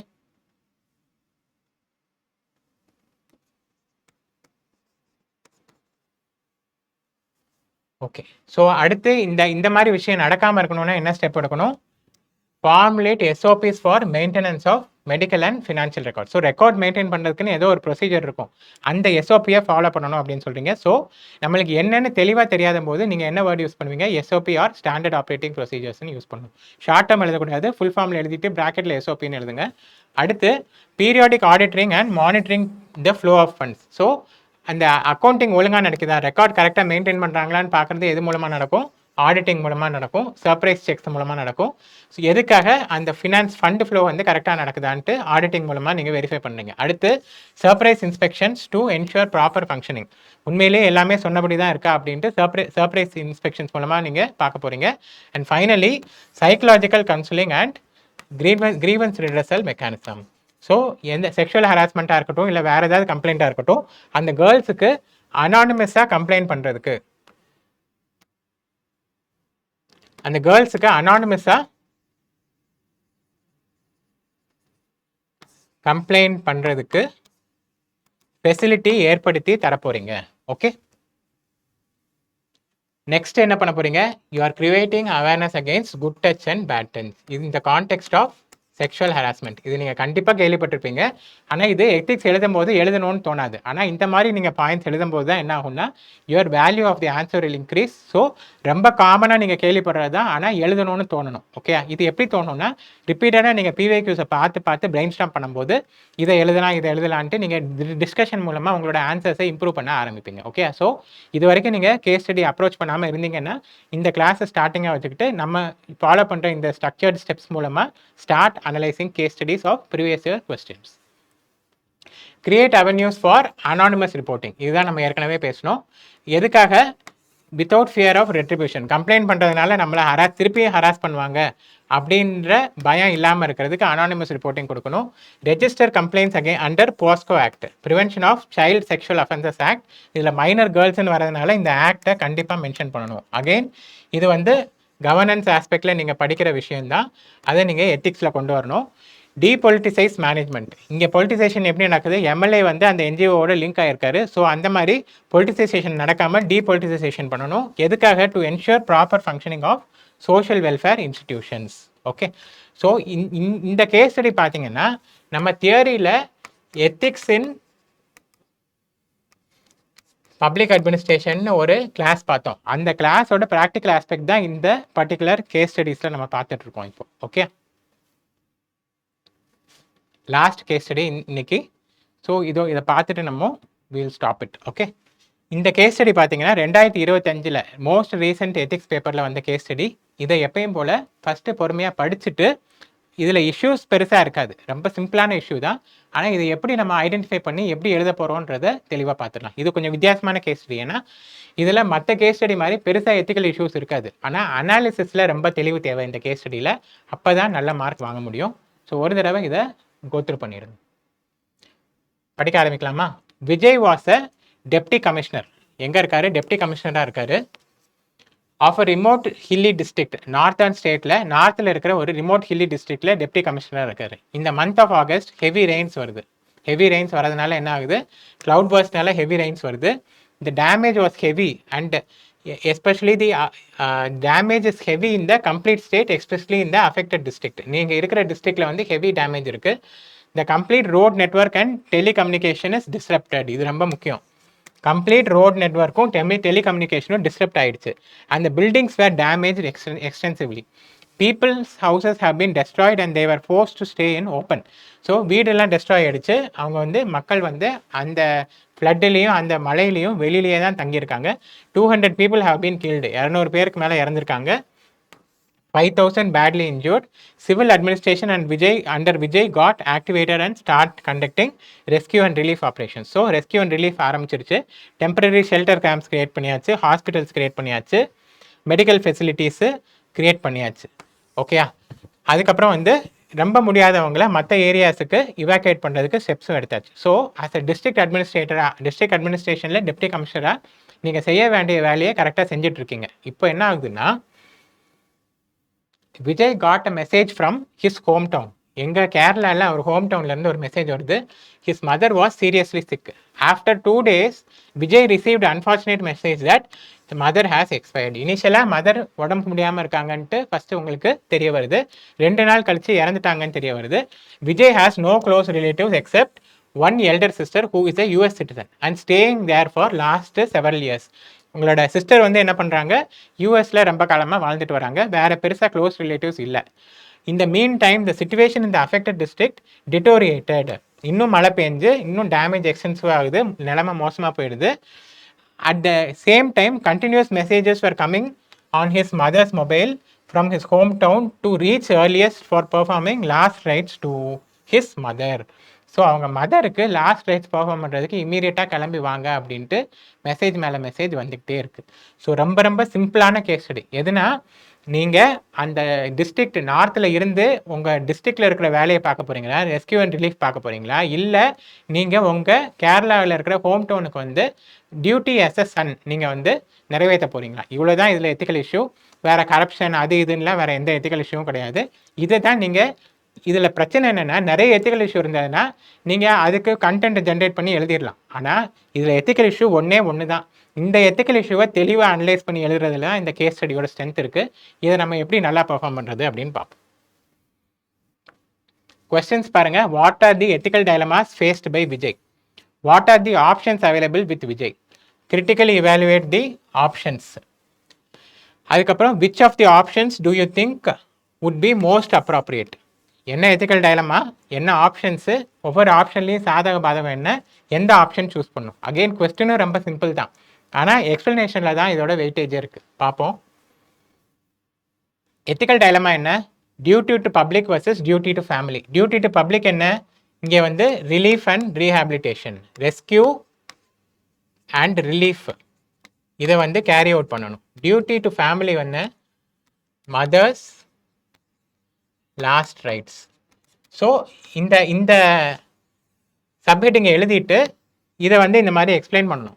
இங்கே வந்து டியூட்டி டு பப்ளிக் வந்து ரெஸ்கியூ அண்ட் ரிலீஃப் பண்ணுறதா, இல்லை ஹோம் டவுனுக்கு போய் மதரோட லாஸ்ட் ரைட்டை பண்ணுறதா? ஸோ இதுதான் இங்கே ஃபஸ்ட் எத்திக்கல் டைலமா. ரெண்டாவது, டெலிகேஷன் வர்சஸ் டைரக்ட் லீடர்ஷிப். இதுக்கு என்ன அர்த்தம்னா, நீங்கள் ஒருவேளை கேரளாவுக்கு போகிறதா இருந்தால் உங்களோட வேலையை இன்னொருத்தரை செய்ய சொல்லிட்டு போகணும். அதுதான் என்னது டெலிகேஷன். அதே சமயம் நீங்களே அங்கே இருந்து செய்ய போகிறீங்களா? ஸோ கேரளாவுக்கு போக போகிறீங்களா இல்லையான்றதான் முதல்ல பார்த்தோம். கேரளாவுக்கு போனால் உங்கள் வேலையை இன்னொருத்தர் கொடுத்துட்டு போகணும்.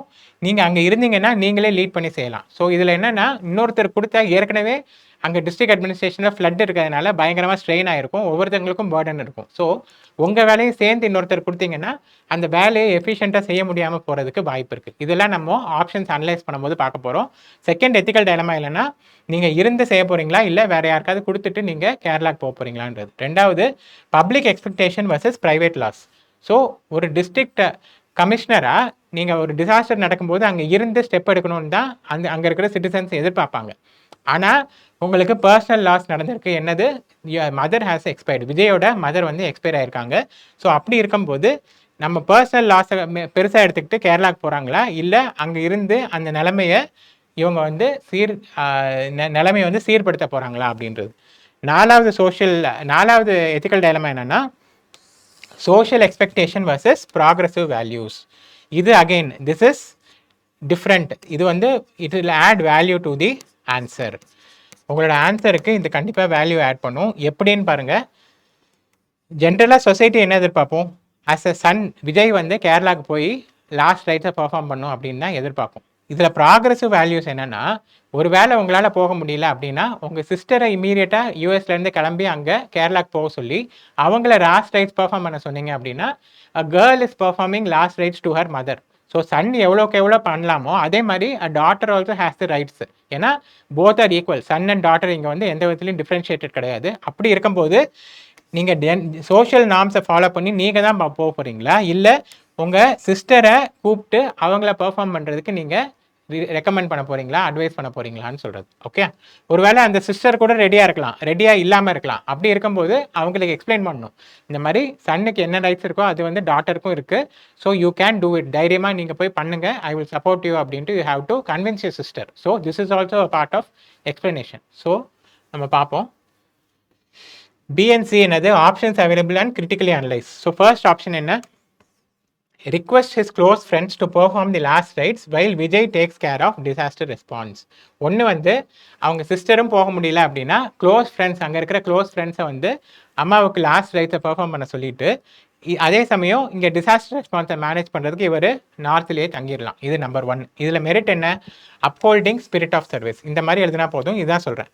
ஃபஸ்ட்டு ஆப்ஷன் எழுதிட்டு கீழே ஒரு டேப்லர் காலம் போட்டு மெரிட்ஸ் டிமெரிட்ஸ்னு எழுதினா போதும். ஃபர்ஸ்ட் ஆப்ஷனோட மெரிட் வந்து upholding spirit of service. Negative second merit என்ன, showing empathy towards disaster victims. ஏற்கனவே அங்கே இருக்கிற பப்ளிக் வந்து டிசாஸ்டர்னால அஃபெக்ட் ஆயிருக்காங்க. அப்படி இருக்கும்போது you are showing empathy to தம்.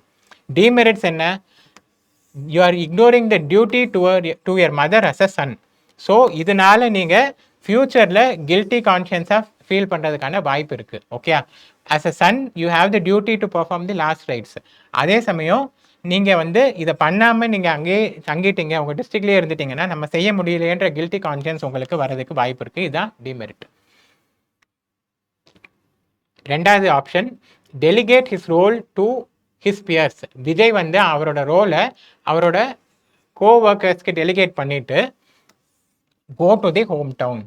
இதில் மெரிட் என்ன, disaster response is not affected during your absence. ஏன்னா உங்கள் வேலையை வந்து இன்னொருத்தரை செய்ய சொல்லிட்டு தான் போகிறீங்க. ஸோ நீங்கள் இல்லைனாலும் டிசாஸ்டர் ரெஸ்பான்ஸ் நடந்துக்கிட்டு தான் இருக்கும். இது மெரிட். ரெண்டாவது, personal duty towards mother is upheld. எதனால் அப்ஹெல்ட் ஆகுது, நீங்கள் வந்து நேராக போய் as a son you are performing the last rite. So duty towards mother வந்து அப்ஹெல்ட் ஆகும். பர்சனல் எத்திக்ஸ் வந்து அப்ஹோல்ட் ஆகிடும். ஓகே, டிமெரிட்ஸ் என்ன, ignoring your responsibility to the general public. நீங்கள் யாருக்கு அக்கௌண்டபிளாக இருக்கணுமோ அந்த பப்ளிக் கூட நீங்கள் எப்போ இருக்கணுமோ, எமர்ஜென்சியில் தானே கண்டிப்பாக இருக்கணும், அந்த மாதிரி ஒரு சூழ்நிலையில் அவங்கள விட்டுட்டு போயிடுறீங்க. So that is ignoring your responsibility. ரெண்டாவது, work burden increases for your peers. ஏற்கனவே அவங்களுக்கு வேலை இருக்கும், எமர்ஜென்சி சுச்சுவேஷனில் நீங்கள் உங்கள் வேலையை அடிஷ்னலாக கொடுக்கும்போது it will lead to work burden and it will lead to inefficient functioning possibility இருக்குது. அடுத்து, civil servant is expected to lead by example. என்ன எக்ஸாம்பிள், இந்த மாதிரி எத்திக்கல் டைலமா இருக்கும்போது எப்படி தெளிவாக முடிவு எடுக்கிறாங்களோ அதை பொறுத்து தான் அவர் அப்படி நடந்துக்கிட்டாரு, நம்மளும் அப்படி நடந்துக்கணும்ட்டு you can be an role model or inspiration. Okay, இதெல்லாம் என்னது டிமெரிட்ஸ். ஸோ இவங்க வேலையை விட்டுட்டு கேரளாக்கு வந்துட்டாருன்னா he will not lead by example. அதான் நம்ம இங்கே சொல்ல வரோம். Okay, next, asking his sister to reach home town. யூஎஸ்லேருந்து கிளம்பி நீங்கள் ஹோம் டவுன் போங்கன்னு சிஸ்டர்ட்டு சொல்லிட்டு வைல் ஹீ விசிட்ஸ் லேட்டர். இவர் வந்து விஜய் வந்து அங்கே நார்த்லேயே அவர் டிஸ்ட்ரிக்டில் இருந்து அவரோட வேலையை பார்த்துட்டு லேட்டராக ஒரு 1 வீக் கழித்து கூட அங்கே போய் பார்க்கலாம். ஆனால் அதே சமயம் சிஸ்டரை வந்து எவ்வளோ சீக்கிரம் கிளம்பி போக முடியுமோ இமீடியட்டாக கிளம்பி போங்க அப்படின்னு சிஸ்டரை ரிக்வெஸ்ட் பண்ணலாம். ஓகே, இந்த mean time perform is duty as deputy commissioner. Okay, merits again upholding the civil services values. எப்படி you are remaining dedicated to the duty. உங்கள் அம்மா இறந்தப்போ கூட சிவில் சர்வீஸ் வேல்யூஸ் அப்ஹோல்ட் பண்ணணும், பப்ளிக் இன்ட்ரெஸ்ட்டை வந்து அப்ஹோல்ட் பண்ணணும்ட்டு நீங்கள் வீட்டுக்கு கூட போகாமல் விஜய் வந்து அங்கே டிஸ்ட்ரிக்ட்லேயே இருந்து வேலை பார்க்குறாரு. ஸோ டெடிகேஷன் டு டியூட்டி இருக்குது. அடுத்து, practising gender equality as sister will perform last rites. So மகன் தான் பெர்ஃபார்ம் பண்ணணும்னு இல்லை, மகளும் பெர்ஃபார்ம் பண்ணலாம் அப்படின்னு ப்ராக்ரெசிவாக இருக்கீங்க, ஜெண்டர் ஈக்விட்டியை அப்ஹோல்ட் பண்ணுறீங்க. So this is a very good value. மோஸ்ட்டாக சில பேர் இதை மிஸ் பண்ணிடுவாங்க. இதை ஐடென்டிஃபை பண்ணி எழுதுனீங்கன்னா it will add value to your answer. Finally, leading by example as a civil servant during disaster response. இதுக்கு முன்னாடி ஆப்ஷனில் எதை டிமெரிட்டாக சொல்கிறோமோ அதையே இங்கே மாற்றி சொல்கிறோம். இவர் அங்கே இருந்துட்டு சிஸ்டரை அனுப்பும்போது he is leading by example. அடுத்து, may face criticism from friends and society for ignoring duty towards the mother. சன்னாக இருந்துக்கிட்டு மதர் இறந்ததுக்கப்புறம் கூட விஜய் இங்கே வரலை அப்படின்றத சொசைட்டியில் தப்பாக பேசுகிறதுக்கு வாய்ப்பு இருக்குது. அதுதான் இந்த இதில் இருக்கிற ஒரே டிமெரிட். 3 மெரிட் இருக்குது, ஒரு டிமெரிட் இருக்குது. எந்த ஆப்ஷன் சூஸ் பண்ண போகிறீங்க, கண்டிப்பாக ஆப்ஷன் 3 தான் சூஸ் பண்ண போகிறீங்க. அடுத்த கேள்வியும் அதான், which option will you choose and why. Option 3 தான் சூஸ் பண்ண போகிறீங்க. இதை எழுதும்போது என்னெல்லாம் வேல்யூஸ் நீங்கள் சொல்ல போகிறீங்க, ஏற்கனவே பார்த்து டெடிகேஷன் டு டியூட்டி, அதுக்கப்புறம் ரெஸ்பான்சிபிலிட்டி, யாருக்கிட்ட who are you responsible to the citizens of the district. அதே சமயம் ரெஸ்பான்சிவ்னஸ், எதில், டிசாஸ்டர் ரெஸ்பான்ஸ் எது மூலமாக, ரெஸ்கியூ அண்ட் ரிலீஃப். இந்த ரெஸ்கியூ அண்ட் ரிலீஃப் மூலமாக நீங்கள் என்னவா இருக்கீங்க, you are a responsive civil servant. So இந்த வேல்யூஸை எக்ஸ்பிளைன் பண்ணும்போது எழுதுவீங்க. நான் ஆப்ஷன் 3 எடுப்பேன், ஏன்னா ஐ will be a responsive civil servant, I will B responsive in the relief and rescue operations being conducted. Okay, மக்களுக்கு என்ன தேவையோ அவங்களோட நீட்ஸை பூர்த்தி செய்கிறது நான் அந்த இடத்துல ஃபீல்டில் இருந்தே நான் செய்வேன் அப்படின்னு எழுதுவீங்க. அடுத்து எம்பத்தி டுவர்ட்ஸ் டிசாஸ்டர் விக்டிம்ஸ். சிவில் சர்வெண்ட்டாக இந்த எம்பத்தியும் முக்கியம். சிவில் டிசாஸ்டர் விக்டிம்ஸ் மேலே எம்பத்தைஸ் பண்ணி நீங்கள் ஊருக்கு போகாமல் நீங்கள் அங்கேயே இருந்து வேலையை கவனிக்கிறீங்க. அடுத்து ப்ரொஃபஷனல் எத்திக்ஸ். ஸோ ப்ரொஃபஷனல் எத்திக்ஸை நீங்கள் அப்ஹோல்ட் பண்ணுறீங்க. இது பேசுகிறது எல்லாமே என்னது ப்ரொஃபஷனல் எத்திக்ஸ் கீழே வர விஷயம்தான். And personal ethics, duty as a son எப்படி அப்ஹோல்ட் பண்ணுறீங்க, நீங்கள் வந்து சிஸ்டரை அனுப்புறது மூலமாக நீங்கள் வந்து அம்மாவுக்கு வந்து தப்பு பண்ணலை, your sister is going to go there and do the last rite. So you are also upholding the personal ethics. Professional எத்திக்ஸையும் அப்ஹோல்ட் பண்ணுறீங்க, பர்சனல் எத்திக்ஸையும் அப்ஹோல்ட் பண்ணுறீங்க. பிரேக்கிங் ஜெண்டர் நார்ம்ஸ், இது வந்து எதோட வரும், இது வந்து நம்ம வந்து சிஸ்டர் அனுப்புறது மூலமாக என்ன பண்ணுறோம், ஜெண்டர் ஈக்விட்டியை ஃபாலோ பண்ணுறோம்ல. So you are also breaking gender norms. என்ன மாதிரி நார்ம்ஸை பிரேக் பண்ணுறீங்க, சன்னு தான் லாஸ்ட் ரைட் பெர்ஃபார்ம் பண்ணணும் அப்படின்றதா என்னது, பெட்ரியார்கிக்கல் நார்ம்ஸ். இந்த வேர்டும் இங்கே முக்கியம்.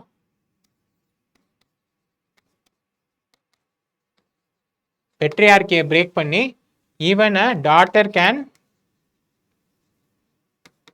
பெர்ஃபார்ம் தி லாஸ்ட் ரைட்ஸ் அப்படின்னு சொல்கிறீங்க. அதுதான் என்னது, breaking the gender norms. And finally you are being emotionally intelligent. ரொம்ப இமோஷனலி சார்ஜ் சுச்சுவேஷன், அம்மாவா இல்லை நீங்கள் வேலை செய்கிற டிஸ்ட்ரிக்டில் இருக்கிற மக்களான்ற போது ரொம்ப கஷ்டமான ஒரு விஷயம்.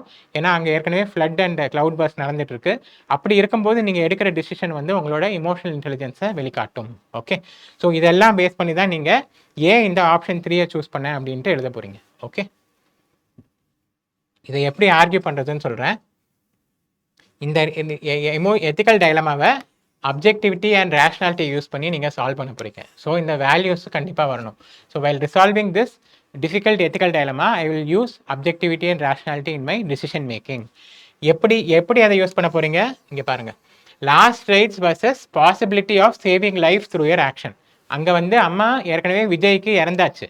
ஸோ போனாலும் வந்து லாஸ்ட் ரைட்ஸ் மட்டும்தான் பெர்ஃபார்ம் பண்ண முடியும். அதே சமயம் நீங்கள் அந்த டிஸ்ட்ரிக்டில் இருந்தீங்கன்னா எத்தனையோ உயிரை பறிபோகாமல் காப்பாற்றுறதுக்கான கெப்பாசிட்டி உங்களுக்கு இருக்குது. எப்படி உங்களோட ஆப்ரேஷன் மூலமாக, உங்களோட ரெஸ்கியூ அண்ட் ரிலீஃப் ஆப்ரேஷன்ஸ் மூலமாக. அப்படி இருக்கும்போது உயிர் போகாமல் காப்பாற்ற போகிறீங்களா, இல்லை போன உயிருக்கு விஜய் வந்து லாஸ்ட் ரைட்ஸ் பண்ண போகிறாரான்றது தான் என்னது, using objectivity and rationality in resolving ethical dilemma.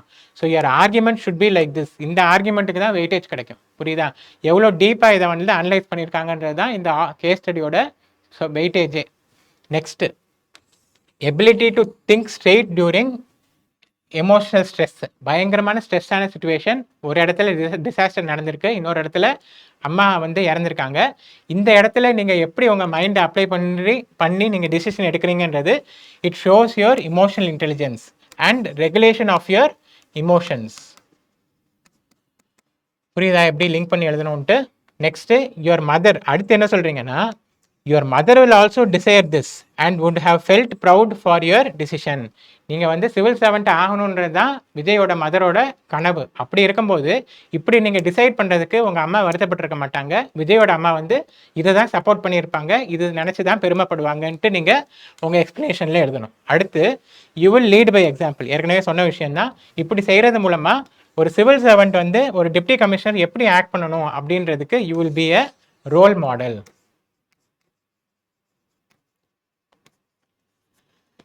And finally, delivering ethical governance during crisis situation builds social capital. இந்த மாதிரி ஒரு சூழ்நிலையில் கவர்மெண்ட் அஃபீஷியல்ஸும் எப்படி ஆக்ட் பண்ணுறாங்கன்றதை பொறுத்து தான் மக்களுக்கு கவர்மெண்ட் மேலே வர நம்பிக்கை. சோஷியல் கேபிட்டல்னா என்ன, it is nothing but public trust. Government மேலேயும் சிவில் சர்வன்ஸ் மேலேயும் வர ட்ரஸ்ட் எப்போ மக்களுக்கு கூடும், இந்த மாதிரி டிசாஸ்டர் சுச்சுவேஷனில் கூட இங்கே இருந்து, இவ்வளோ கஷ்டமான சுச்சுவேஷனில் கூட இங்கே இருந்து ஹெல்ப் பண்ணுறாங்கன்ற போது தான் அந்த சிவில் சர்வெண்ட் மேலேயும் கவர்மெண்ட் மேலேயும் நம்பிக்கை இன்க்ரீஸ் ஆகும். So as a civil servant this will be my course of action அப்படின்னு எழுதி முடிக்க போகிறீங்க. அடுத்து பார்த்தீங்கன்னா, இந்த கேஸ் ஸ்டடி வந்து it is related to women in civil services. Women in civil சர்வீசஸ்க்கு என்னெல்லாம் ப்ராப்ளம் இருக்குது, இது ஒன்று. ரெண்டாவது வந்து law enforcers becoming law breakers. இதில் என்னென்னா போலீஸ் ஆஃபீஷியல்ஸே கேங் ஃபார்ம் பண்ணி மக்களை வந்து ஹராஸ் பண்ணுற மாதிரி ஒரு கேஸ் ஸ்டடி. ரெண்டாவது போலீஸ் ஆஃபீஷியல்ஸ்குள்ள உமன் போலீஸ் ஆஃபீஸர்ஸ்க்கு ஹராஸ்மெண்ட் நடக்கிற மாதிரி ஒரு கேஸ் ஸ்டடி.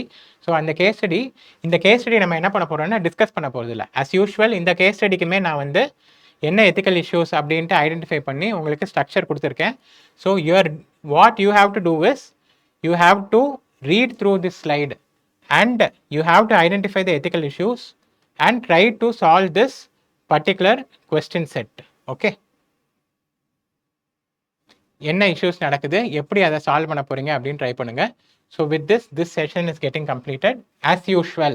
இன்னைக்கு வந்து ஒரு கேஸ் ஸ்டடீஸை தேடி 4 கிளாஸ் டிஸ்கஸ் பண்ணியாச்சு. கேஸ் ஸ்டடியும் கொடுத்துட்டா ஒரு க்ளோஷர் கிடைக்கும், ஒரு கம்ப்ளீட்டான ஒரு ஃபீலிங் கிடைக்கும் தான் கேஸ் ஸ்டடி கொண்டு வந்திருக்கோம். If you have any doubts in this particular session please comment in the comment section below. your doubts will be addressed. and எப்பயும் சொல்கிற மாதிரி நான் Muthalvan team is here to hand hold you through your mains preparation இந்த மாதிரி eye opener session மூலமாக. So have confidence and happy learning. Thank you.